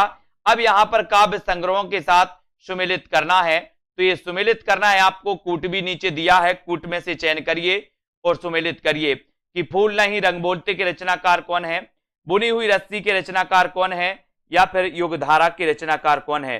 जल्दी से बताइए सभी लोग, बुनी हुई रस्सी के रचनाकार कौन है, कमेंट में लिखिए। बुनी हुई रस्सी के रचनाकार कौन माने जाते हैं, कमेंट में आपको लिखना है। बुनी हुई रस्सी, और नागार्जुन की कौन सी कृति है, केदारनाथ अग्रवाल की कौन सी है, भवानी प्रसाद मिश्र की कौन सी कृति है। हाँ, माली भी इनका उपनाम है, दिनेश जी बिल्कुल सही, है ना। तो यहां पर आपका उत्तर चला जाएगा दोस्तों क्या, सी की तरफ। ठीक है, ठीक है, सी तरफ आपका बिल्कुल सही हो जाएगा। यानी कि दोस्तों नरेंद्र शर्मा का अपन ने देखा प्रवासी के गीत, ये है ना। नागार्जुन की अपन ने युगधारा पढ़ी है, केदारनाथ अग्रवाल की फूल नहीं रंग बोलते हैं, भवानी प्रसाद मिश्र की बुनी हुई रस्सी, है ना। तो इस प्रकार से अपना ये हो जाएगा। यहां पर देख लो सीधे सीधे, बोले सर, है ना, नरेंद्र शर्मा प्रवासी के गीत, नरेंद्र शर्मा की रचना प्रवासी के गीत है, नागार्जुन की रचना युगधारा है, केदारनाथ अग्रवाल फूल नहीं रंग बोलते हैं, ठीक है, भवानी प्रसाद मिश्र बुनी हुई रस्सी, और कुंवर नारायण आत्मजयी, आत्मजयी। ठीक है, बालकर्ण शर्मा नवीन का सर्वप्रथम प्रकाशित काव्य संग्रह है तो कौन सा है। बालकृष्ण शर्मा नवीन का हमें बताना है क्वासी, उर्मिला, रश्मि रेखा या फिर कुमकुम। यानी कि आपका 38 का आंसर बालकर्ण शर्मा नवीन का सर्वप्रथम प्रकाशित जो काव्य संग्रह है वो आपको बताना है, वो कौन सा है। सर्वप्रथम प्रकाशित बताना है, और अपन ने पढ़ा भी है कौन सा है सर्वप्रथम, क्वासी। 38 का आंसर बताना है आपको। और यहां पर आपका राइट आंसर हो जाएगा कुमकुम, है ना। बालकर्ण शर्मा नवीन का सर्वप्रथम प्रकाशित जो काव्य संग्रह है वो काव्य संग्रह है कुमकुम, यानी आपका उत्तर डी नंबर कुमकुम सही होगा। बालकर्ण शर्मा नवीन का प्रथम प्रकाशित जो कविता संग्रह है दोस्तों वो कुमकुम है ना। इसके अतिरिक्त नवीन के अन्य काव्य ग्रंथ उर्मिला, आपलक, रश्मि रेखा और क्वासी ये माने जाते। ठीक है, कौन सी रचना रामधारी सिंह दिनकर की नहीं है, रामधारी सिंह दिनकर की कौन सी रचना नहीं है, बताइए जल्दी से, कौन सी रचना नहीं है दिनकर जी की। चयन करेंगे सभी लोग, दिनकर जी की कौन सी रचना नहीं मानी जाती।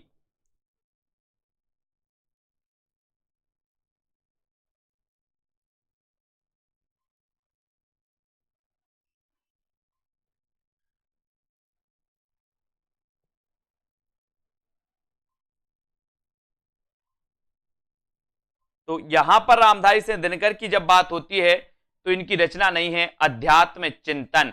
अध्यात्म चिंतन दिल्ली है इनकी रचना, रेणुका भी है, नीम के पत्ते भी है ना। तो कौन सी नहीं है, अध्यात्म चिंतन नहीं है, यानी कि आपका ए नंबर दिनकर की रचना नहीं है ना। और हुंकार की बात करें तो हुंकार है, रसवंती भी है, कुरुक्षेत्र है, सामधैनी है, नील कुसुम है, दिल्ली है, ठीक है। ये सारी रचनाएं मानी जाती हैं दोस्तों। द्वंद्व गीत, रश्मि रथी, उर्वशी, परशुराम की प्रतीक्षा, है ना, हारे को हरिनाम, धूप और धुआं, है ना, ये सारी रचनाएं मानी जाती है। आत्मा की आंखें, नीम के पत्ते, नीम के पत्ते भी पूछी जाती है, ठीक है। नीम के पत्ते के रचनाकार कौन है। एक हथौड़े वाला घर में और हुआ किसकी पंक्ति है। एक हथौड़े वाला घर में और हुआ, ये पंक्ति किसकी है, ये पंक्ति बताना है। ये पंक्ति एक हथौड़ा वाला घर में और हुआ, ये किसकी पंक्ति है। उत्तर चला जाता है केदारनाथ अग्रवाल की। किसकी पंक्ति है, केदारनाथ अग्रवाल की। और ए नंबर केदारनाथ अग्रवाल आपका बिल्कुल सही हो जाता है। केदारनाथ अग्रवाल प्रगतिवाद के प्रमुख कवि हैं, है ना। एक हथौड़ा वाला घर में और हुआ, आज नदी बिल्कुल उदास थी, है ना। इन पंक्तियों तथा इनकी काव्य कृतियां इस प्रकार हैं दोस्तों। नींद के बादल, युग की गंगा केदारनाथ अग्रवाल, फूल नहीं रंग बोलते हैं केदारनाथ अग्रवाल। ये रचनाएं अपन को याद करना है, ठीक है। ये रचनाएं हमेशा पूछी जाती हैं। बढ़ते हैं अगले क्वेश्चन की ओर, अगले प्रश्न को देखते हैं। इनमें से कौन सा कवि प्रगतिवादी नहीं है। ये क्वेश्चन तो कई बार पूछे जाते हैं और प्रगतिवादी जो कवि हैं उनको आपको याद करना है। कौन सा प्रगतिवादी कवि नहीं है बताइए। केदारनाथ अग्रवाल नहीं है, भवानी प्रसाद मिश्र, त्रिलोचन या फिर शिवमंगल सिंह सुमन। प्रगतिवादी जो कवि हैं वो कौन नहीं है, ये प्रश्न आपको बताना है। कौन सा कवि प्रगतिवादी नहीं है। और इसका सही उत्तर होगा आपका कि जो प्रगतिवादी नहीं है वो कौन नहीं है, भवानी प्रसाद मिश्र, है ना। यानी कि आपका जो बी नंबर है वो बिल्कुल सही है, ठीक है। भवानी प्रसाद मिश्र आपका सही हो जाएगा दोस्तों। हरि भवानी शकुन करे, शेर नरे रघुधर्म करे। ये भवानी प्रसाद प्रयोगवादी कवि माने जाते हैं, है ना। तो केदारनाथ अग्रवाल, वासुदेव सिंह, त्रिलोचन, शिवमंगल सिंह सुमन ये प्रगतिवादी कवि माने जाते हैं, जबकि भवानी प्रसाद मिश्र ये प्रयोगवादी कवि हैं, है ना। और ये दूसरे तार सप्तक से जुड़े हुए थे। कौन, भवानी प्रसाद मिश्र, है ना। अब यहां पर बढ़ते हैं, कृतियों तथा कृतिकारों को सुमेलित करना है ईश्वर की अध्यक्षता में। और कबूतर, है ना, कबूतर आत्महत्या के विरुद्ध और जलसाघर, ये रचनाएं कौन सी हैं, ये रचनाएं किसकी हैं, ये आपको सुमेलित करना है। तो करिए सुमेलित। ईश्वर की अध्यक्षता, ये रचना किसकी है। या फिर अब कबूतर या फिर आत्महत्या के विरुद्ध या जलसाघर। और यहां पर आपका बिल्कुल सही आंसर होगा कि ईश्वर की अध्यक्षता में लीलाधर जगूड़ी, है ना। कबूतर के रचनाकार उदय प्रकाश, आत्महत्या के रघुवीर सहाय, जलसाघर के रचनाकार श्रीकांत और सतरंगे पंखों वाली ये नागार्जुन। अब आपसे अगर पूछा जाए कि ईश्वर की अध्यक्षता में की रचनाकार कौन है, लीलाधर जगूड़ी हैं। कबूतर के रचनाकार कौन है, उदय प्रकाश हैं।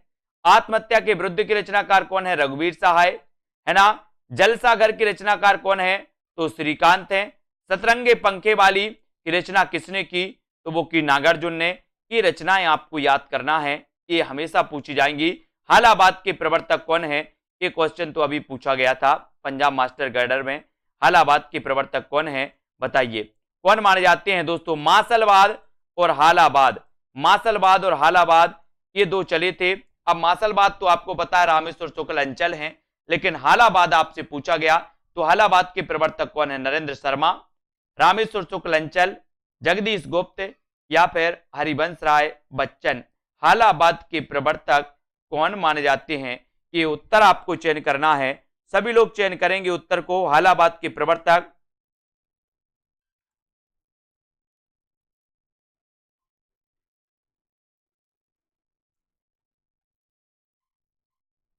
और आपने बताया है कि सर हालाबाद के प्रवर्तक अगर आपने पूछा है तो आप हरिवंश राय बच्चन को लगा दीजिए।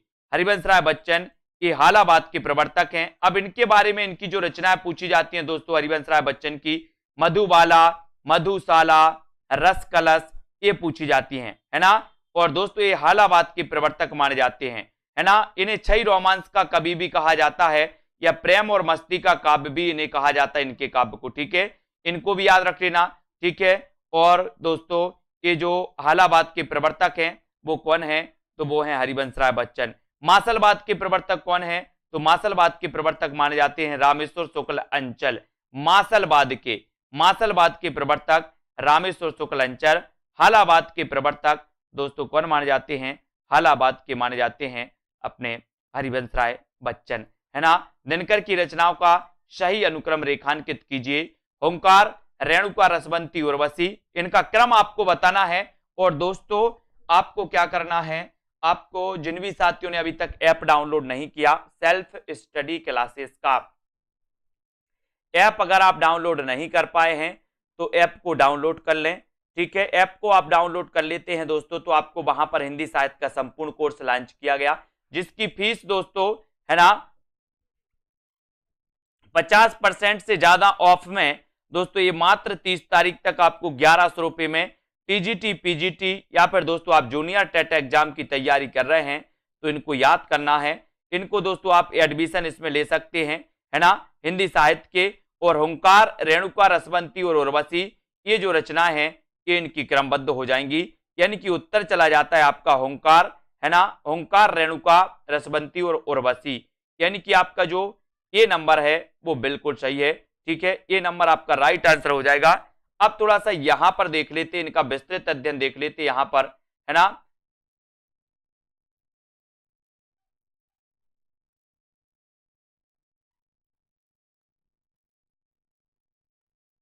ठीक है, इसको थोड़ा सा अपन देखते हैं,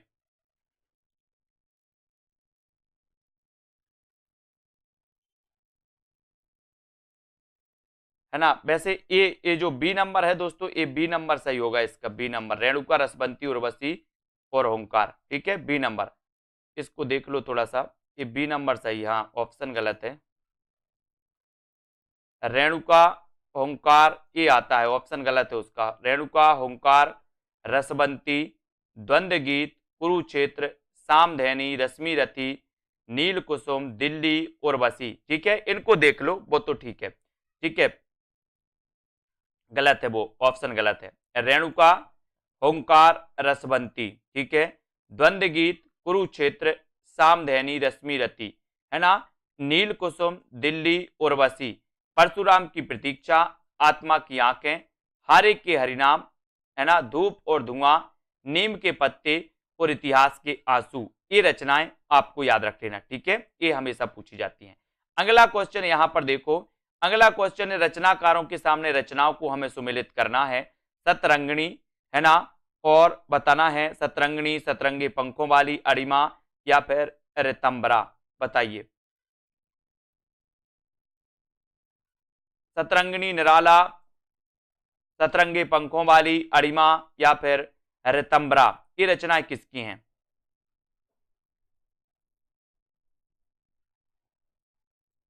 तो ये रचनाएं आपसे पूछी जाएंगी दोस्तों, तो यहां पर अपन सीधे सीधे देखो, सतरंगिनी रचना तो किसकी है? हरिवंश राय बच्चन की। सतरंगे पंखों वाली रचना किसकी है? नागार्जुन की, ठीक है। अड़िमा के रचनाकार कौन है? सूर्यकांत त्रिपाठी, निराला। रितंबरा रचना किसकी है? केदारनाथ अग्रवाल की। और हम बिस्पाई जन्म के, बाल कृष्ण शर्मा, ठीक है।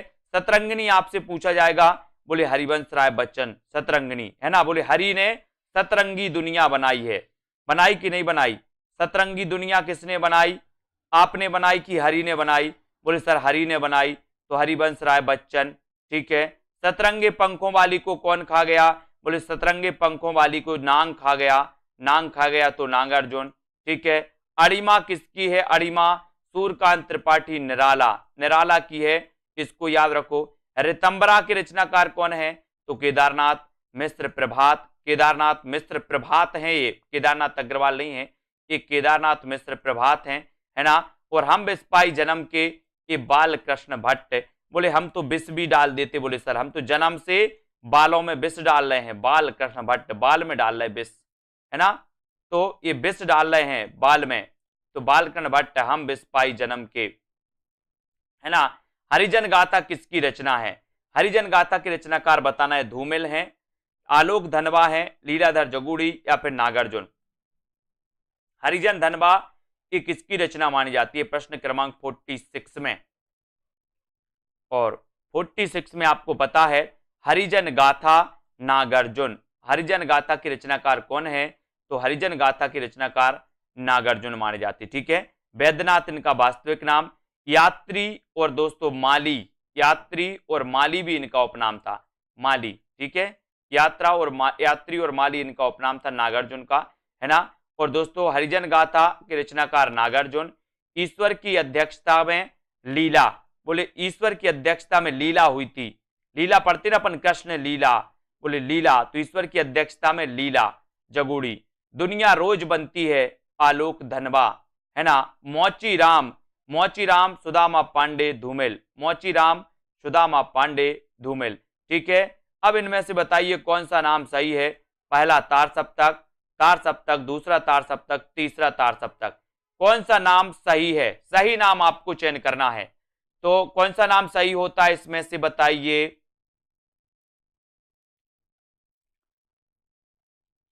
कौन सा नाम सही होगा? तार सप्तक अपन पढ़ते हैं, और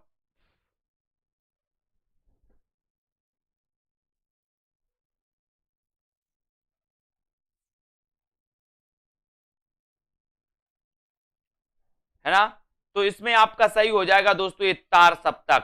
तार सप्तक इसमें सही है ना। बाकी दूसरा तीसरा सप्तक, चौथा सप्तक ये भी सही है, दूसरा तार सप्तक, तीसरा तार सप्तक। लेकिन इसमें दोस्तों ये जो गलत है, पहला तार सप्तक गलत है। ठीक है। यहां पर ऐसा क्वेश्चन पूछा जाता कौन सा सही नहीं है? सही नहीं है तो पहला तार सप्तक सही नहीं है, बाकी दूसरा तो तार सप्तक है ही, तीसरा है, चौथा है ना। तो तार सप्तक दोस्तों ये तार सप्तक सही हो जाएगा सी नंबर। दूसरा तार सप्तक 51, तीसरा सप्तक 59, चौथा सप्तक 79। इन सभी तार सप्तकों का संपादन सच्चिदानंद हीरानंद वात्स्यायन अज्ञे ने किया था। ठीक है। तो अज्ञे के बारे में आपको पता ही है, प्रथम द्वितीय तृतीय ये तार सप्तक इन्होंने याद रखे थे। ठीक है। अब यहाँ पर पढ़ते हैं ए नंबर पढ़ते हैं। यहाँ पर ये प्रभात फेरी के रचनाकार कौन है? सीधा सीधा इनको देख लेते हैं, इनको थोड़ा सा पढ़ लेते हैं। मधुलिका की रचनाकार कौन है? तो रामेश्वर शुक्ल अंचल है। प्रभात फेरी किसकी रचना है? नरेंद्र शर्मा की है प्रभात फेरी। प्रणभंग की रचनाकार कौन है? रामधारी सिंह दिनकर, है ना। काठमांडू की पहली सांझ शिवमंगल सिंह सुमन। मौर्य विजय की रचनाकार कौन है? सियाराम शरण गुप्त। अब आपसे पूछा जाएगा मधुलिका के रचनाकार कौन है? आप क्या बताओगे? रामेश्वर शुक्ल अंचल है। प्रभात फेरी ये किसकी रचना है? नरेंद्र शर्मा की। प्रणभंग रामधारी सिंह दिनकर, है ना। काठमांडू की पहली सांझ शिवमंगल सिंह सुमन। मौर्य विजय की रचनाकार कौन है? तो सियाराम शरण गुप्त। ठीक है। अगला क्वेश्चन इस प्रकार से आपको बताना है कि रचना किस किस की है। मौर्य विजय की रचनाकार कौन है? राखी की चुनौती किसकी रचना है? ठीक है। और दोस्तों राष्ट्रीय तरंग ये किसकी है? या फिर विप्लव, है ना, या फिर सतरंगे पंखों वाली, ये रचनाएं किसकी हैं? इन रचनाओं को आपको बताना है। तो ये रचनाएं किसकी मानी जाती हैं? तो इन रचनाओं को भी अपन फिर से सीधा सीधा देखेंगे। ये रचनाएं यहां से पढ़ना है अपन को कि सियाराम शरण गुप्त की तो मौर्य विजय, है ना। बालकृष्ण शर्मा की विप्लव गायन की रचनाकार कौन है? बालकृष्ण शर्मा नवीन। ठीक है। राखी की चुनौती किसकी रचना है? सुभद्रा कुमारी चौहान। राखी की चुनौती। राष्ट्रीय तरंग की रचनाकार कौन है? गया प्रसाद शुक्ल स्नेही। और सतरंगे पंखों वाली ये रचना किसकी है? तो ये रचना है दोस्तों नागार्जुन की। ठीक है। तो मौर्य विजय सियाराम शरण गुप्त, विप्लव गायन बालकृष्ण शर्मा नवीन, राखी की चुनौती सुभद्रा कुमारी चौहान, राष्ट्रीय तरंग गया प्रसाद शुक्ल स्नेही और सतरंगे पंखों वाली को कौन खा गया? बोले सर नाग। तो नागार्जुन आपका बिल्कुल सही हो जाएगा। ठीक है, 9 बजे, रोज 9 बजे क्लास होती है दोस्तों, आपकी 40 मिनट की क्लास होती है। अब यहां पर आपको चयन करना है, यहां पर आपको बताना है कि रचना ना तो दर्शन है और ना किसी ज्ञानी के प्रौढ़ मस्तिष्क का चमत्कार, यह तो अंततः एक साधारण मनुष्य का शंकाकुल हृदय ही है जो मस्तिष्क के हृदय पर चढ़कर बोल रहा है। रामधारी से दिनकर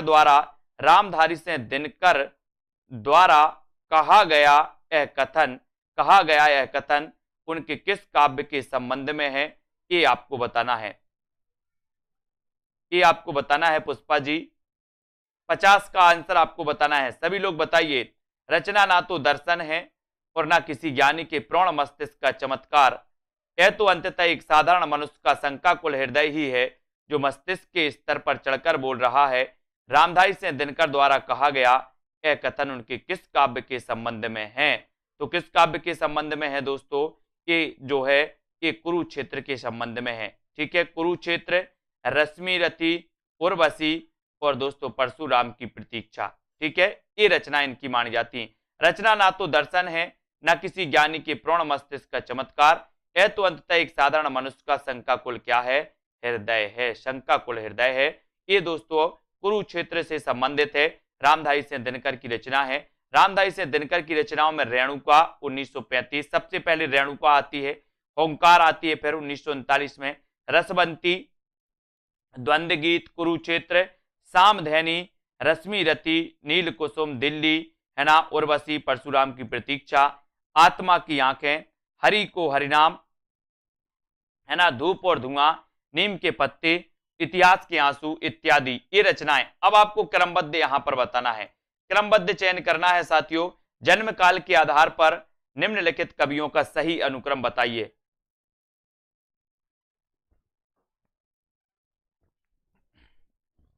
जन्म काल के आधार पर निम्नलिखित कवियों का सही अनुक्रम क्या हो जाएगा? जन्म काल के आधार पर सबसे पहले कौन से कवि आते हैं अनुराग जी? नागार्जुन, त्रिलोचन, नागार्जुन या फिर भवानी प्रसाद मिश्र। तो यहां पर आपका बिल्कुल सही आंसर है कि सर नागार्जुन तो आते ही हैं, लेकिन इसमें नागार्जुन में भवानी प्रसाद मिश्र, त्रिलोचन और नरेश मेहता ये आते हैं। ठीक है, तो इनके जन्म काल को देखो, नागार्जुन 1911, है ना, नागार्जुन। ठीक है, भवानी प्रसाद मिश्र 1913, ठीक है, त्रिलोचन 17, नरेश मेहता 21। तो ये आपको आनी चाहिए, ये आपको दोस्तों क्रमबद्ध आनी चाहिए। नागार्जुन 11, है ना, भवानी प्रसाद मिश्र में 13 है ना, त्रिलोचन में 17 और दोस्तों नरेश मेहता का 21 इनको याद रखोगे, है ना। 21 दिनकर की किस कृति का कथानक कर्ण है? बढ़िया प्रश्न है, बहुत बढ़िया प्रश्न है दोस्तों, अच्छा प्रश्न आपसे पूछा गया। प्रश्न क्या है कि दिनकर की किस कृति का कथानक कर्ण है? कर्ण बताना है, किस कृति का कथानक है कर्ण? कुरुक्षेत्र का है, परशुराम की प्रतीक्षा का है या फिर उर्वशी का है? सभी लोग लाइक जरूर कर दीजिए वीडियो को दोस्तों। 52 का आंसर दिनकर की किस कृति का कथानक कर्ण है, ये प्रश्न आपसे पूछा गया और 52 में आपने लगा दिया कि सर इनकी रचनाएं तो ये सारी हैं, कुरुक्षेत्र भी इनकी रचना है, परशुराम की प्रतीक्षा भी है, उर्वशी भी है, रश्मि रथी भी है, लेकिन जो कर्ण है वो दोस्तों कथानक कर्ण है वो रश्मि रथी का है, यानी कि आपका जो बी नंबर है वो बिल्कुल है। रश्मि रथी रामधारी से दिनकर का खंड काव्य है जिसका कथानक कर्ण है। अन्य रचनाएं भी राष्ट्रीय सांस्कृतिक चेतना प्रगतिवादी कवि रामधारी से दिनकर की हैं, है ना, इनको अपन को याद रख लेना। प्रगतिशील लेखक संघ की स्थापना लंदन में किसके प्रयत्न से हुई थी? बताइए किसके प्रयत्न से हुई थी लंदन में? लंदन में ये चयन आपको करना है, प्रगतिशील लेखक संघ की स्थापना दोस्तों लंदन में किसके प्रयासों से हुई थी, ये आपको बताना है। प्रश्न क्रमांक 53 का आंसर आपको चयन करना है और प्रगतिशील लेखक संघ की स्थापना लंदन में किसके प्रयत्न से हुई थी? तो वो प्रयत्न है दोस्तों अपना सी नंबर, मुल्कराज आनंद व सज्जाद जहीर, है ना, मुल्कराज आनंद व सज्जाद जहीर के प्रयासों से हुई थी, यानी कि सी नंबर। कब हुई थी दोस्तों? 1935 में, 1935 में, ठीक है। फिर भारत में कब हुई थी? 1936 में, है ना। लखनऊ में इसका पहला क्या हुआ था? अधिवेशन हुआ था। पहले अध्यक्ष कौन थे इसके? तो इसके पहले अध्यक्ष थे कौन? प्रेमचंद। ये सभी को पता होगा, ठीक है, ये सभी को पता है, बहुत बढ़िया। तो अब यहां पर अपन देखते हैं दोस्तों इसके बारे में कि 1935 में लगभग फ्रांस की राजधानी पेरिस में एम फास्टर्स के नेतृत्व में प्रोग्रेसिव राइटर्स एसोसिएशन की स्थापना हुई थी। इसी तर्ज पर भारत के मुल्कराज आनंद एवं सज्जाद जहीर ने दोस्तों क्या किया था? सज्जाद जहीर, है ना, भारत के डॉक्टर मुल्कराज आनंद एवं सज्जाद जहीर ने ब्रिटिश राजधानी लंदन में प्रगतिशील लेखक संघ की स्थापना की थी।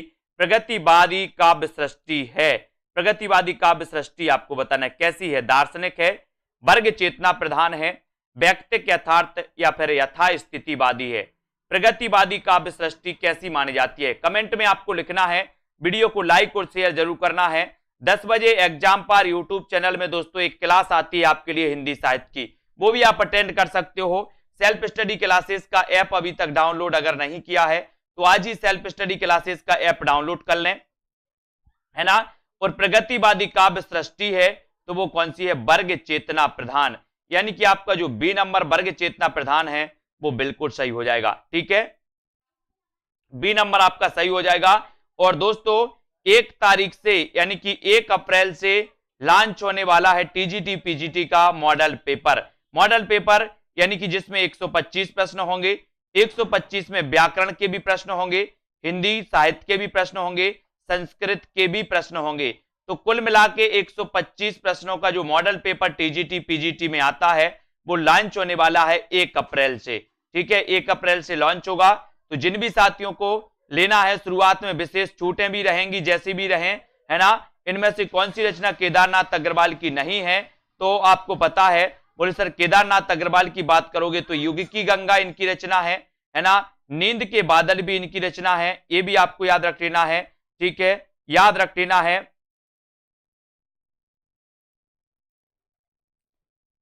ठीक है। और आग का झरना और युगधारा ये दोस्तों किसकी है? ये केदारनाथ अग्रवाल की रचना नहीं है, ये तो किसकी है? ये तो रचना नागार्जुन की है। किसकी है? नागार्जुन की। इसको याद रख लेना। युगधारा की आज का जो अपना पहला प्रश्न है यहां पर आपको बताना है, यहां तक अपन ने पढ़ लिया था। अगला क्वेश्चन है आपका, फूल नहीं रंग बोलते हैं, फूल नहीं रंग बोलते हैं कि रचनाकार कौन माने जाते हैं? इसका उत्तर आपको बताना है। केदारनाथ अग्रवाल, नागार्जुन, त्रिलोचन या फिर नरेश मेहता। अपन ने दोस्तों प्रगतिवाद के बारे में पढ़ा था कि सर प्रगतिवाद का जो उदय होता है वो होता है 1936 में। प्रगतिवाद के प्रवर्तक कौन है? सुमित्रानंदन पंत। छायावाद के अंत की घोषणा किस रचना से मानी जाती है? तो वो रचना है कौन सी? योगांत। किसकी रचना है? योगांत। तो युगांत के रचनाकार अपन ने पढ़ा था कि युगांत के जो रचनाकार हैं वो रचनाकार हैं दोस्तों कौन से? सुमित्रानंदन पंत। ये भी अपन ने एक बार पढ़ लिया, ठीक है। अब दोस्तों आपको बताना है कि फूल नहीं रंग बोलते हैं, ये रचना किसकी है? तो आप लोगों को बिल्कुल पता है। बोले सर केदारनाथ गए हो आप, केदारनाथ धाम गए हैं ना बहुत सारे, केदारनाथ में फूल नहीं रंग बोलते हैं। बोले सर वहां के, है ना, फूल नहीं रंग बोलते कहां पर? केदारनाथ में। तो आपका ए नंबर केदारनाथ अग्रवाल बिल्कुल सही हो जाएगा, ठीक है। फिर बढ़ते हैं दोस्तों अगले क्वेश्चन की ओर। यहां पर आते हैं, फूल नहीं रंग बोलते, है ना। युग की गंगा, नींद के बादल, आग का आईना, अपूर्वा, समय समय पर, है ना, इत्यादि दोस्तों केदारनाथ अग्रवाल की रचनाएं मानी जाती हैं। और केदारनाथ अग्रवाल प्रगतिवादी काव्यधारा से संबंधित हैं, यानी कि ये प्रगतिवाद के कवि माने जाते हैं। कौन दोस्तों? अग्रवाल, केदारनाथ अग्रवाल, ठीक है। बात करें दोस्तों नागार्जुन की, तो नागार्जुन की रचनाओं में युगधारा, सतरंगे पंखों वाली, प्यासी पथराई आंखें, भस्मांकुर, तुमने कहा था, ये सभी रचनाएं किसकी हैं? नागार्जुन की मानी जाती हैं, ठीक है। बात करें दोस्तों मिट्टी की बारात, तो मिट्टी की बारात 2 लोगों ने रचना की दोस्तों इस नाम से, है ना। आपको पता है मिट्टी की बारात, कभी आपसे पूछा जाए कि मिट्टी के बारात के रचनाकार कौन है, तो दोस्तों दो कवि कौन कौन से हैं? एक कवि हैं त्रिलोचन, दूसरे कवि हैं शिवमंगल सिंह सुमन। तो मिट्टी की बारात 2 कवियों की रचनाएं हैं जिनको आपको याद रख लेना है। ठीक है, अब दोस्तों निशा निमंत्रण की रचनाकार आपको बताना है। निशा निमंत्रण की रचनाकार कौन है? कई बार एक क्वेश्चन आता है, इस क्वेश्चन के लिए हमें तैयार रहना है। बात करना है निशा निमंत्रण की, है ना। तो जब निशा होती है दोस्तों तो हम क्या करते हैं, बोले हम हरि का भजन करते हैं। निशा के समय हरि का भजन करते हैं। तो ये निशा निमंत्रण की रचनाकार कौन हो जाएंगे? हरिवंश राय बच्चन होंगे या फिर वीरेंद्र मिश्र होंगे, है ना। तो यहां पर आपको बिल्कुल सही है। बोले सर जैसे ही निशा होती है हम हरि को निमंत्रण देते हैं, हरि की आरती करते हैं, है ना, हरि यानी कि भगवान की। तो ये हरिवंश राय बच्चन, यानी आपका उत्तर विकल्प नंबर जो बी है वो बिल्कुल सही हो जाएगा। ठीक है, प्रणय मूलक व्यक्तिक काव्यधारा के अंतर्गत प्रेम और मस्ती की कविताएं लिखने वाले हरिवंश राय बच्चन। निशा निमंत्रण इनकी एक रचना है। मधुशाला, मधुबाला, मधु कलश, मिलानी आमनी, एकांत संगीत, प्रणय पत्रिका, सतरंगनी, है ना। ये सारी रचनाएं दोस्तों इनकी मानी जाती हैं। और आपको पता है एक क्वेश्चन और इनसे पूछा जाता है कि हालाबाद के प्रवर्तक कौन है। हालाबाद के प्रवर्तक आपसे पूछा जाता है, हालाबाद के प्रवर्तक कौन है। फिर पूछा जाता है मासलवाद के प्रवर्तक कौन है ना। तो आपको याद रख लेना, हालाबाद के प्रवर्तक हरिवंश राय बच्चन, मासलवाद के प्रवर्तक रामेश्वर शुक्ल अंचल, है ना। ये चीज भी याद रख लेना। और दोस्तों जो हरिवंश राय बच्चन हैं इनकी आत्मकथा क्या भूलूं क्या याद करूं, है ना, ये आपने पढ़ी होगी, 4 भागों में प्रकाशित है और कई बार ये पूछी गई है ना। तो हिंदी साहित्य में मार्क्सवादी चेतना की अभिव्यक्ति जिस काव्यधारा में देखने को मिलती है उस धारा को क्या कहा जाता है? आपको बताना है। प्रगतिवादी, प्रयोगवादी, जनवाद या फिर कविता। अगर आपने अभी तक self study classes app download नहीं किया है तो देर ना करें दोस्तों, अभी self study classes app download करें। और मार्क्सवाद की जब भी बात होती है तो हम बात करते हैं प्रगतिवाद की, है ना। प्रगतिवाद दोस्तों आपको पता है कि मार्क्सवाद यानी कि दोस्तों समाजवाद, साम्यवाद से प्रभावित माना जाता है। ये आपको याद रख लेना। हम पढ़ते हैं कि राजनीति में जो मार्क्सवाद है ना, या साम्यवाद है, वही दोस्तों साहित्य में क्या है? प्रगतिवाद है। प्रगतिवाद के प्रवर्तक पंत को माना जाता है। प्रगतिवाद दोस्तों आपको पता है कि इसमें यथार्थता का चित्रण मिलता है। इस प्रगतिवादी जो रचनाएं होती हैं उन्होंने दोस्तों यथार्थ का वर्णन किया है, उन्होंने कल्पना के आधार पर रचनाएं नहीं की, है ना। हिंदी साहित्य में मार्क्सवादी चेतना की अभिव्यक्ति प्रगतिवादी काव्यधारा के रूप में देखने को मिलती है। और प्रगतिवादी काव्य की मूल चेतना कार्ल मार्क्स के द्वंद्वात्मक भौतिकवाद से दोस्तों अनुप्राणित है। और मार्क्स की भौतिकवादी विचारधारा का प्रभाव हिंदी के उन साहित्यकारों पर पड़ा जो सामाजिक यथार्थ तथा शोषण के विरुद्ध विचारों को साहित्य में अभिव्यक्त करने के क्या थे? पक्षपाती थे, है ना। ये भी आपको याद रखना है दोस्तों इसके बारे में। और अगला क्वेश्चन यहां पर बताना है कि मधुशाला का प्रकाशन वर्ष क्या है। आपको पता है दोस्तों 1936 में भारत के लखनऊ में, कहां पर? लखनऊ में एक दोस्तों लेखक संघ की स्थापना हुई थी। तो वो लेखक संघ की स्थापना हुई थी दोस्तों कब? 1936 में। इसकी प्रथम अध्यक्षता की थी किसने? प्रेमचंद ने। ये भी आपको याद रख लेना। और मधुशाला का प्रकाशन वर्ष आपको बताना। सबसे पहले तो ये चीज आपको पता होनी चाहिए कि मधुशाला के दोस्तों रचनाकार कौन है ना। तो मधुशाला के जो रचनाकार माने जाते हैं मधुशाला, मधुबाला, मधु कलश, निशा निमंत्रण, है ना। ये सभी जो रचनाकार इनके माने जाते हैं नितिका जी, वो कौन माने जाते हैं? वो माने जाते हैं हरिवंश राय बच्चन। ठीक है, हरिवंश राय बच्चन को हालाबाद का प्रवर्तक माना जाता है। ये भी आपको याद रख लेना, है ना। हरिवंश राय बच्चन दोस्तों इनके बारे में आपको याद रख लेना, हरिवंश राय बच्चन के बारे में। और इनकी मधुशाला रचना 1935 की है। 1935 यानी कि आपका उत्तर हो जाता है विकल्प नंबर 1। और जब 1935 की बात आती है तो आपको याद रख लेना कि सर 1935 में एक महाकाव्य लिखा गया था। कौन सा महाकाव्य लिखा गया था? वो लिखा गया था कौन सा? कामायनी। कौन सा लिखा गया था? कामायनी। ये भी आपको याद रख लेना। ठीक है, मधुशाला का प्रकाशन वर्ष 1935 है। 1936 में मधुबाला, 37 में मधु कलश ये प्रकाशित हुई थी दोस्तों, इनको याद रख लेना। और आपको पता है कि अपन बोलते ना कि बैर कराते मंदिर मस्जिद और मेल कराती मधुशाला, है ना। ये दोस्तों वही मधुशाला जो है, ये रचना है मधुशाला, मधु कलश और मधुबाला, इनको याद रख लेना। ये रचनाएं किसकी हैं ये आपको पता होनी चाहिए, क्योंकि एग्जाम में हमेशा पूछी जाती हैं। नागार्जुन किस काव्यधारा के कवि हैं? प्रश्न क्रमांक आपसे पूछा जाता है 62। नागार्जुन के बारे में आपको बताना है कि नागार्जुन किस काव्यधारा के कवि माने जाते हैं। ये प्रगतिवादी कवि हैं, ये प्रयोगवादी कवि हैं, ये कविता के संबंधित हैं, ये समकालीन कवि हैं। नागार्जुन किस काव्यधारा के कवि माने जाते हैं ये आपको लिखना है, प्रगतिवाद के या फिर प्रयोगवाद के। और आपका बिल्कुल सही आंसर, एकदम जो राइट आंसर हो जाता है उसको अपन को बताना है।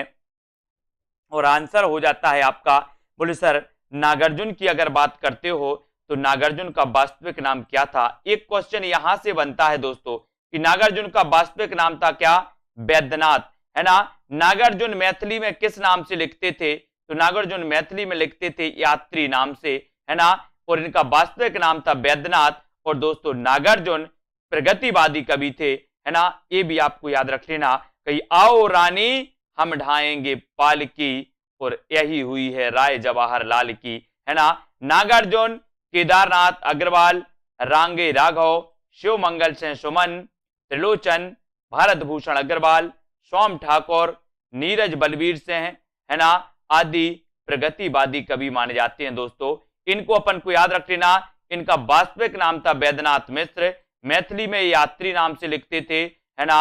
और इनकी रचनाएं कविताएं बादल को घिरते देखा, पाषाणी, रविंद्र के प्रति, सिंदूर तिलकित भाल, ये रचनाएं मानी जाती हैं दोस्तों, है ना। इनकी रचनाएं हैं, इनको भी अपन को याद रख लेना। नागार्जुन के बारे में सतरंगे पंखों वाली, युगधारा, तालाब की मछलियां, रतिनाथ की चाची, नई पौध बाबा बटेश्वर नाथ। ये नई पौध रचना पूछी गई है। नई पौध के रचनाकार कौन है? तो बोले सर नागार्जुन। नई पौध के रचनाकार कौन है? नागार्जुन। बाबा बटेश्वर नाथ ये किसकी रचना है? तो ये नागार्जुन की मानी जाती है। अगला क्वेश्चन है, शोषक वर्ग के प्रति घृणा का भाव किस युग की कविता की मुख्य प्रवृत्ति रही है? शोषक वर्ग के प्रति घृणा के भाव ये आपको बताना है दोस्तों, किस वर्ग किस युग की कविता की प्रमुख प्रवृत्ति रही है। प्रश्न क्रमांक है अपना 63। और अपन ने बताया है, क्या बताया दोस्तों, कि शोषक वर्ग के प्रति घृणा का भाव यथार्थता में दोस्तों जिन्होंने रचनाएं की हैं वो कवि कौन थे? बोले सर वो प्रगतिवादी कवि थे। प्रगतिवाद किससे प्रभावित था? तो प्रगतिवाद मार्क्सवाद से प्रभावित था। शोषक वर्ग के प्रति घृणा भाव प्रगतिवाद युग की मुख्य प्रवृत्ति रही, मुख्य विशेषता रही, ये भी आपको याद रख लेना है। और प्रगतिवाद का सैद्धांतिक आधार मार्क्स का द्वंद्वात्मक भौतिकवाद है। राजनीति के क्षेत्र में जो समाजवाद है या साम्यवाद है, साहित्य के क्षेत्र में वही क्या है? प्रगतिवाद है। ये भी आपको याद रख लेना कि दोस्तों राजनीति के क्षेत्र में जो समाजवाद है, साम्यवाद है, साहित्य के क्षेत्र में वही प्रगतिवाद है ना। अगला क्वेश्चन है कि आग और राग का कवि किससे कहा जाता है? ऐसे कौन से साथी हैं जिन्होंने अभी तक दोस्तों self study classes app download नहीं किया? ऐप डाउनलोड कर लें सभी लोग। और आग और राग का कवि आपको बताना है कि दिनकर हैं, निराला हैं, पंत हैं या फिर प्रसाद हैं। आग और राग का कवि, बोले सर आग की बात करते हो तो सूरज आग उगलता है दिन में, सूरज आग उगलता है दिन में। और सबसे ज्यादा अगर किसी से राग है तो बोले सर सूरज से ही है ना, सूरज से है। बोले सूरज ना निकले तो कोई काम नहीं होगा, है ना। और दोस्तों ज्यादा दिन तक जिंदा नहीं रह पाएंगे। और आग और राग का कवि कहा जाता है किसे? दिनकर को। दिनकर को कहा जाता है। दिनकर की रचनाओं की अगर बात की जाए रामधारी सिंह दिनकर की, तो रेणुका इनकी रचना है। हुंकार आपसे पूछा जाएगा हुंकार के रचनाकार कौन है ना। रसवंती किसकी रचना है? सामधैनी और कुरुक्षेत्र किसकी रचना है? परशुराम की प्रतीक्षा लंबी कविता किसकी है? दोस्तों ये रचना किसकी है? रश्मि रति उर्वशी के रचनाकार कौन है? हारे को हरिनाम, है ना, ये रचना किसकी है? तो आपको बताना है कि सर ये रचना है किसकी? दिनकर जी की। दिनकर जी की मानी जाती है। निराला की प्रमुख रचनाओं की बात करें तो अनामिका, अनामिका, परिमल, गीतिका, तुलसीदास, कुकुरमुत्ता और नए पत्ते, ये रचनाएं आपको याद रख लेना है। ठीक है, जयशंकर प्रसाद की रचनाओं की बात करें तो उर्वशी। दोस्तों यहां कंफ्यूज नहीं होना, मैं आपको कई बार बताता हूं कि उर्वशी एक रचना जयशंकर प्रसाद की भी है और उर्वशी एक रचना दिनकर की भी है। इनकी दोस्तों 1909 की रचना मानी जाती है जयशंकर प्रसाद की, जबकि उर्वशी रचना एक दिनकर की है 1961 की। ठीक है, तो ये उर्वशी रचनाओं को अपन याद करेंगे। वन मिलन की रचनाकार जयशंकर प्रसाद हैं, कानन कुसुम की रचनाकार जयशंकर प्रसाद हैं, प्रेम पथक भी जयशंकर प्रसाद की है, चित्राधार और कामायनी भी रचना जयशंकर प्रसाद की मानी जाती है। चित्राधार भी याद रख लेना दोस्तों, चित्राधार जयशंकर प्रसाद, है ना। सुमित्रानंदन पंत की रचनाओं में उच्छ्वास की बात आती है दोस्तों, तो उच्छ्वास के रचनाकार कौन है? उच्छ्वास के रचनाकार हैं सुमित्रानंदन पंत और शोकोच्छ्वास के रचनाकार हैं जयशंकर प्रसाद। शोकोच्छ्वास जयशंकर प्रसाद, उच्छ्वास सुमित्रानंदन पंत, ग्रंथि, पल्लव, गुंजन, स्वर्ण किरण, स्वर्ण धूलि, कला और बूढ़ा चांद, लोकायतन इनका महाकाव्य, चिदंबरा के लिए ज्ञानपीठ पुरस्कार मिला पंत जी की रचनाओं के लिए। तो ये सुमित्रानंदन पंत जी की रचनाएं जो आपको याद रख लेना। ये रचना इनकी स्वर्ण किरण, स्वर्ण धूलि, अरविंद दर्शन से प्रभावित है ना। कला और बूढ़ा चांद के लिए 1960 में साहित्य अकादमी पुरस्कार मिला।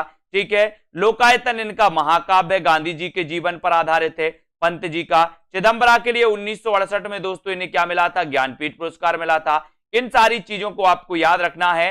कुरुक्षेत्र का मुख्य प्रतिपाद्य क्या है? कुरुक्षेत्र किसकी रचना? सबसे पहले तो ये बताना है आपको। तो कुरुक्षेत्र के रचनाकार माने जाते हैं दोस्तों कौन? दिनकर जी। और इनका मुख्य प्रतिपाद्य क्या है, इसके बारे में अपन चर्चा करेंगे यहां पर।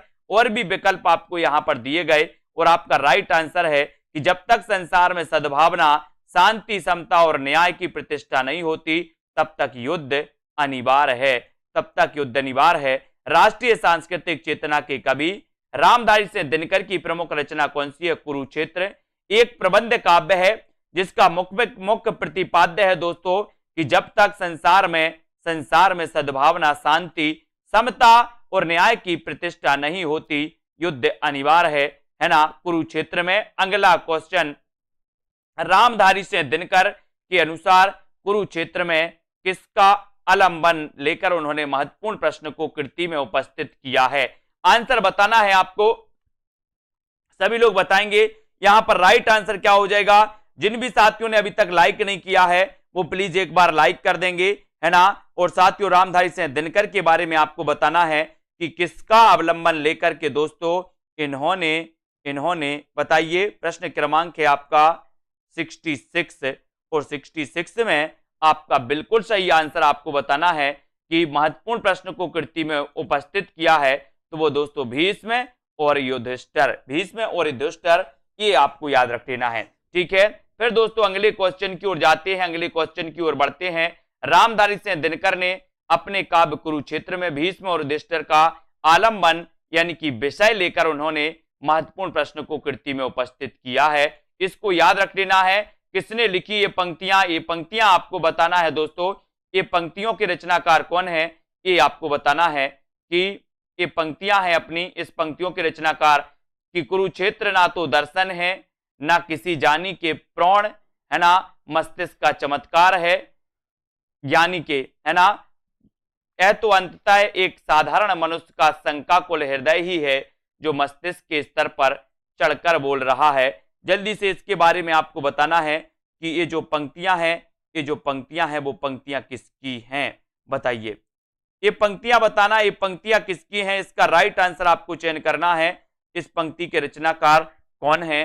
तो यहां पर आपका जो सबसे अच्छा और सही आंसर हो जाएगा, सटीक आंसर हो जाएगा, वो हो जाएगा रामधारी सिंह दिनकर, है ना। डी नंबर आपका सही हो जाएगा। कुरुक्षेत्र के संदर्भ में रामधारी सिंह दिनकर का कथन है कि कुरुक्षेत्र ना तो दर्शन है, ना किसी ज्ञानी के प्रौढ़ मस्तिष्क का चमत्कार है, यह तो अंततः एक साधारण मनुष्य का शंकाकुल हृदय ही है जो मस्तिष्क के स्तर पर चढ़कर बोल रहा है।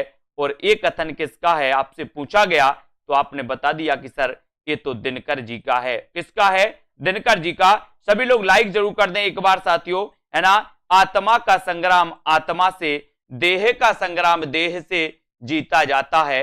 रामधारी सिंह दिनकर का यह कथन किस कृति के संदर्भ में कहा गया है? बताइए। आत्मा का संग्राम आत्मा से, देह का संग्राम देह से, रामधारी सिंह दिनकर का यह कथन किस कृति के संदर्भ में कहा गया?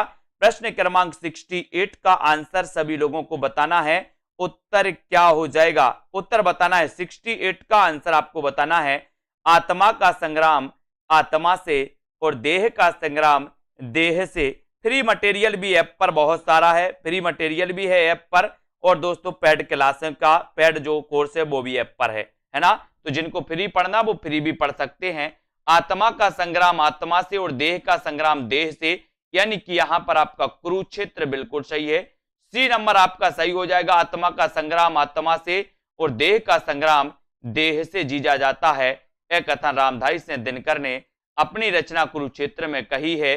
कुरुक्षेत्र में भीष्म और युधिष्ठिर के माध्यम से धर्म रक्षा हेतु युद्ध की आवश्यकता सिद्ध की गई है। इसको आपको याद रख लेना। अब यहां पर आते हैं दोस्तों, प्रगतिवादी काव्य किस विचारधारा से प्रेरित है? प्रगतिवादी काव्य आपको बताना है कि किस विचारधारा से प्रेरित है। क्वेश्चन कई बार पूछा गया है, कई एग्जामों में पूछा गया है, इसलिए सभी को तैयार रहना है। प्रगतिवादी काव्य के बारे में आपको बताना है ना, कि किससे प्रेरित माना जाता है? बताइए। प्रगतिवादी काव्य किस विचारधारा से प्रभावित है? कमेंट में जल्दी से आपको लिखना है। 4 विकल्प हैं आपके सामने, आदर्शवाद, मार्क्सवाद, अस्तित्ववाद और गांधीवाद, है ना। तो प्रगतिवाद काव्य किस विचारधारा से प्रेरित माना जाता है?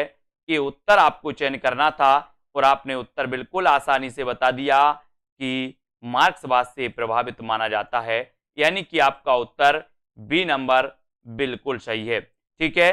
प्रगतिवादी काव्यधारा मार्क्सवादी विचारधारा से प्रेरित है और इस विचारधारा के प्रमुख कवि नागार्जुन, त्रिलोचन, है ना, शास्त्री केदारनाथ अग्रवाल आदि माने जाते हैं। अगला क्वेश्चन है, प्रस्तुत पंक्तियां किस कृति से ली गई हैं? अगला यहां पर पंक्ति आपको दी है कि इस वैयक्तिक भोगवाद से फूटी विष की धारा, तड़प रहा है जिसमें पढ़कर मानव समाज यह सारा। ये बताना है कि दोस्तों ये पंक्ति किसकी है? सरोज स्मृति, राम की शक्ति पूजा, कामायनी या फिर कुरुक्षेत्र। ये पंक्तियां कहां से ली गई हैं? 70 का आंसर आपको चयन करना है।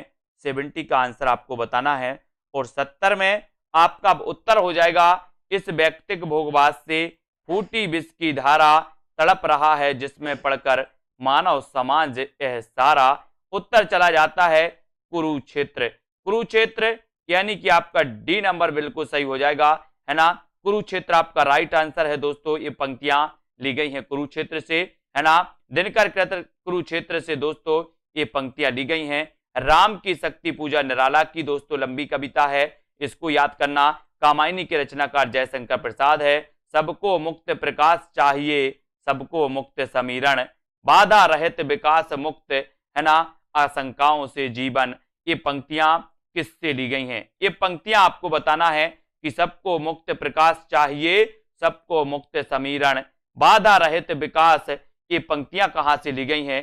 तो यहां पर आपको बताना था। और ये सबको मुक्त प्रकाश चाहिए, ये जो पंक्तियां हैं ये पंक्तियां ली गई हैं दोस्तों कहां से? कुरुक्षेत्र से। कुरुक्षेत्र यानी कि आपका उत्तर चला जाता है विकल्प नंबर सी की तरफ। सी नंबर आपका बिल्कुल सही हो जाता है। सबको मुक्त प्रकाश चाहिए, ये दोस्तों दिनकर की पंक्ति है और ये ली गई है काय से? कुरुक्षेत्र से। अगला क्वेश्चन आपको चयन करना है कि कुरुक्षेत्र के प्रथम सर्ग का प्रारंभ किस पंक्ति से होता है? किस पंक्ति से होता है? 72 का आंसर बताना है। देश की इज्जत बचाने के लिए ईश जाने देश का लज्जा विषय, या वह कौन रोता है वहां तत्व है कि कोई केवल आवरण। इसके बारे में कुरुक्षेत्र के प्रथम सर्ग का प्रारंभ किस पंक्ति से माना जाता है? इसका उत्तर आपको चयन करना है। 72 का आंसर आपको चयन करना है। और यहां पर ये दोस्तों प्रथम सर्ग का प्रारंभ कुरुक्षेत्र का माना जाता है कि दोस्तों ये क्वेश्चन कई बार आया है, कुरुक्षेत्र का प्रथम सर्ग का प्रारंभ किस पंक्ति से होता है, तब यहां पर आपका उत्तर चला जाता है वह कौन रोता है वहां, वह कौन रोता है वहां, इस पंक्ति से होता है। यानी कि आपका उत्तर हो जाता है विकल्प नंबर सी। जिन्होंने बताया उनका आंसर बिल्कुल सही। रामधारी से दिनकर कृत कुरुक्षेत्र ये प्रबंध काव्य है। वह कौन रोता है वहां पंक्ति से होता है दोस्तों इसका प्रारंभ, जबकि अन्य तीनों पंक्तियां संगत हैं। प्रगतिवाद का दार्शनिक आधार क्या है? दार्शनिक आधार बताना है, साम्यवाद है, अस्तित्ववाद है, प्रयोगवाद है या फिर पूंजीवाद है। साम्यवाद प्रगतिवाद का दार्शनिक आधार आपको बताना है। दार्शनिक आधार क्या है? प्रगतिवाद का दार्शनिक आधार आपको चयन करना है, यानी कि आपको उत्तर 73 का उत्तर बताना है। ये क्वेश्चन भी कई बार आया है कि प्रगतिवाद का दार्शनिक आधार क्या है, और बहुत सारे लोगों ने उत्तर बता भी दिया है कि सर अगर प्रगतिवाद के दार्शनिक आधार की बात करोगे तो राजनीति के क्षेत्र में जो साम्यवाद है ना, साहित्य के क्षेत्र में वही क्या है? प्रगतिवाद। यानी कि उत्तर आपका एक ही तरफ चला जाता है। ये नंबर आपका बिल्कुल सही हो जाता है। ठीक है, अब यहां पर क्वेश्चन आता है प्रगतिवाद का दार्शनिक आधार है साम्यवाद, जो मार्क्सवाद की देन है। इस संबंध में कहा गया कि राजनीति के क्षेत्र में जो मार्क्सवाद है, तो दोस्तों साहित्य के क्षेत्र में वही क्या है?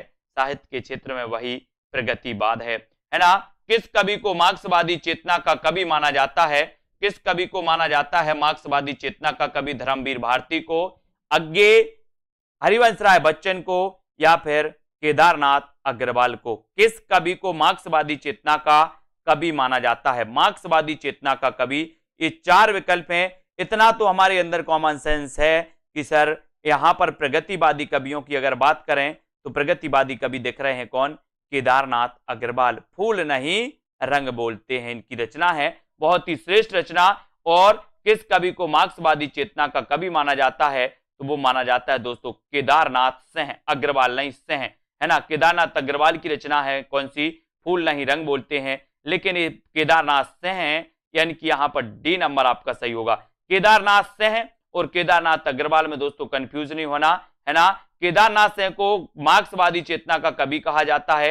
इन्हें 2013 में ज्ञानपीठ पुरस्कार प्रदान किया गया दोस्तों, और 19 मार्च 2018 को इनका निधन हो गया था। किसका? केदारनाथ सिंह का, 2018 को, है ना। और ये दोस्तों केदारनाथ सिंह याद रख लेना, ये प्रगतिवादी चेतना के कवि माने जाते हैं, है ना। किसका संबंध रामधारी सिंह दिनकर से है? रामधारी सिंह दिनकर से बताना है किसका संबंध है, बताइए किसका संबंध है? कामाध्यात्म की समस्या, पौराणिक प्रसंग में भारत चीन युद्ध, युगीन संदर्भ या फिर युद्ध दर्शन या सुधारवाद? तो बताना है किसका संबंध दिनकर से है। दिनकर बताना है कैन का कवि, वो केदारनाथ अग्रवाल को कैन का कवि। ठीक है, तो यहां पर आपका दोस्तों पौराणिक प्रसंग में भारत चीन युद्ध का युगीन संदर्भ, यानी कि आपका बी नंबर बिल्कुल सही हो जाएगा। ठीक है, बी नंबर यानी कि आपका ए नंबर जे, ए बी और सी। ठीक है, तो कामाध्यात्म की समस्या, पौराणिक प्रसंग में भारत चीन युद्ध का युगीन संदर्भ और युद्ध दर्शन, यानी कि ये तीनों सही हो जाएंगे दोस्तों। दिनकर से संबंधित हैं, सुधारवाद दिनकर से संबंधित नहीं है। तो यहां पर अपन देख लेते हैं कि कामाध्यात्म की समस्या उर्वशी में, पौराणिक प्रसंग में भारत चीन युद्ध का युगीन संदर्भ परशुराम की प्रतीक्षा में, युद्ध दर्शन कुरुक्षेत्र ओंकार और रश्मि रथी में, जबकि सुधारवाद का संबंध दिनकर से नहीं है, दिनकर से नहीं है। 76 का आंसर आपको बताना है कि किस कवि का संबंध प्रगतिवाद से नहीं है। प्रगतिवाद से नहीं है तो किसका संबंध नहीं है, ये आपको बताना है। किसका संबंध नहीं है प्रगतिवाद से? रामधरस मिश्र का है, त्रिलोचन का है, मुक्तिबोध या फिर दोस्तों नागार्जुन? किसका नहीं है पूछा गया। सभी लोग एक बार लाइक जरूर करेंगे, लाइक आपको जरूर करना है साथियों। ठीक है, आप एक बार लाइक करते हो, है ना, और एक क्लास आपके लिए दोस्तों कई बार आपको मिलने वाली है। ठीक है, और जिन भी साथियों ने अभी तक दोस्तों सब्सक्राइब किया है लेकिन बेल आइकन को नहीं दबाया, तो वो बेल आइकन को दबा दें, जिससे नोटिफिकेशन आपके पास हमेशा के लिए पहुंचेगा, रोज पहुंचेगा। जो भी क्लास होंगी उनका नोटिफिकेशन पहुंचेगा। ठीक है, तो अब किस कवि का संबंध प्रगतिवाद से नहीं है, तो बोले सर किस कवि का पूछा है, तो रामदरस मिश्र का नहीं है, यानी कि ये नंबर त्रिलोचन का तो है, मुक्तिबोध है, नागार्जुन भी है, ठीक है। तो एक नंबर आपका सही हो जाता है। यहां पर रामदरस मिश्र का संबंध प्रगतिवाद से नहीं है, जबकि मुक्तिबोध, त्रिलोचन तथा नागार्जुन प्रगतिवाद के कवि माने जाते हैं। अगला क्वेश्चन है, फूल नहीं रंग बोलते हैं किसका काव्य संग्रह है, बताइए। फूल नहीं रंग बोलते हैं, ये बताना है। केदारनाथ अग्रवाल, नागार्जुन, त्रिलोचन शास्त्री या फिर रघुवीर सहाय। फूल नहीं रंग बोलते यानी कि 77 का आंसर हमें चयन करना है और आपका बिल्कुल सही आंसर हो जाता है फूल नहीं रंग बोलते हैं।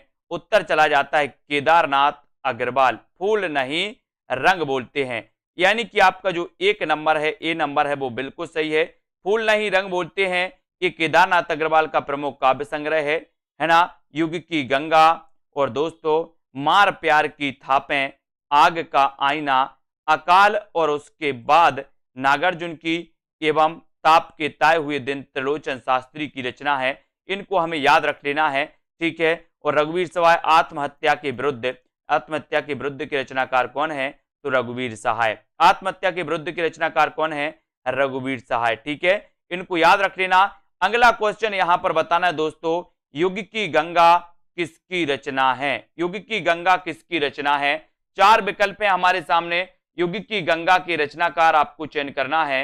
इसके रचनाकार कौन है, केदारनाथ से हैं, केदारनाथ अग्रवाल, केदारनाथ मिश्र प्रभात या फिर रामेश्वर शुक्ल, बताइए युग की गंगा के रचनाकार कौन है। सभी लोग लाइक जरूर कर दें, एक बार लाइक सभी लोग किया करें दोस्तों। युग की गंगा किसकी रचना है ये आपको बताना है। और जिन भी साथियों ने अभी तक सेल्फ स्टडी क्लासेस का दोस्तों क्या नहीं किया है ना, हाँ अलग अलग कवि हैं, केदारनाथ अग्रवाल अलग हैं, केदारनाथ से हैं अलग हैं, ठीक है। तो यहां पर याद रख लेना कि युग की गंगा किसकी रचना है। युग की गंगा दोस्तों इसके रचनाकार हैं केदारनाथ अग्रवाल, ठीक है।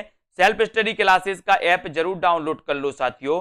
केदारनाथ अग्रवाल यानी बी नंबर। युग की गंगा किसकी रचना है, केदारनाथ अग्रवाल की। युग की गंगा रचना के रचनाकार केदारनाथ अग्रवाल हैं, है ना। इसके अतिरिक्त फूल नहीं रंग बोलते हैं, आग का आईना ये पूछी गई रचना, आग का आईना के रचनाकार कौन है, तो आप क्या बताओगे। आग का आईना केदारनाथ अग्रवाल। गुल मेहंदी, नींद के बादल, है ना, ये सभी मानी जाती हैं। नींद के बादल भी केदारनाथ में, बोले सर नींद के बादल सो गए थे, है ना। और गुल मेहंदी भी इनकी रचना है केदारनाथ अग्रवाल जी की। और ये प्रगतिवादी श्रेष्ठ कवि माने जाते हैं केदारनाथ अग्रवाल, ठीक है। इतनी चीजें तो सभी को पता है। और केदारनाथ अग्रवाल किस काव्यधारा के कवि हैं ये आंसर आपको बताना है। सरल आंसर, प्रश्न भी सही है आपके लिए और उत्तर भी आपको बताना है, तब आपका बिल्कुल सही। केदारनाथ अग्रवाल किस काव्यधारा के कवि माने जाते हैं। उत्तर चला जाता है दोस्तों आपका कि सर केदारनाथ अग्रवाल की बात करते हो तो ये प्रगतिवादी चेतना, प्रगतिवादी काव्यधारा के ये कवि माने जाते हैं, ठीक है। अब यहां पर देखो केदारनाथ अग्रवाल प्रगतिवादी या प्रगतिवाद के प्रमुख कवि हैं। प्रगतिवाद के अन्य प्रमुख कवि में त्रिलोचन का याद रख लेना, नागार्जुन, ठीक है, और शिवमंगल सिंह सुमन। और दोस्तों ये शिवमंगल सिंह सुमन, नागार्जुन, त्रिलोचन ये सभी माने जाते हैं। अगला क्वेश्चन है कि निम्न में से कौन विशुद्ध राष्ट्रीय भावधारा का कवि नहीं है। विशुद्ध काव्य धारा बताना है तो सोहनलाल द्विवेदी, माखनलाल चतुर्वेदी, दिनकर या फिर नागार्जुन। प्रश्न क्रमांक 80, कौन विशुद्ध राष्ट्रीय काव्य धारा, राष्ट्रीय भावधारा का कवि नहीं है, कौन सा नहीं है ये आंसर आपको चयन करना है। 4 सेकंड है, सभी लोग बताएंगे, वीडियो को लाइक कर देंगे और दोस्तों अपने मित्रों तक शेयर जरूर कर दिया करें। ये रोज क्लास होती है 9 बजे। और जिन भी साथियों को अभी दोस्तों एडमिशन लेना है तो अभी भी मौका है, आप एडमिशन ले सकते हो, है ना। और यहां पर आपका उत्तर सी नंबर, ये नागार्जुन साहब जो हैं दोस्तों ये प्रगतिवादी काव्यधारा के कवि हैं। ये राष्ट्रीय भावधारा, राष्ट्रीय विशुद्ध राष्ट्रीय भावधारा के कवि नहीं माने जाते, है ना। और नागार्जुन राष्ट्रीय भावधारा के कवि नहीं है, बल्कि प्रगतिवादी या मार्क्सवादी विचारधारा के साथ साथ राजनीतिक कवि भी माने जाते हैं। जबकि सोहनलाल द्विवेदी, माखनलाल चतुर्वेदी, दिनकर ये राष्ट्रीय काव्यधारा के कवि हैं। आज का आपका चैलेंज प्रश्न है, अज्ञे ने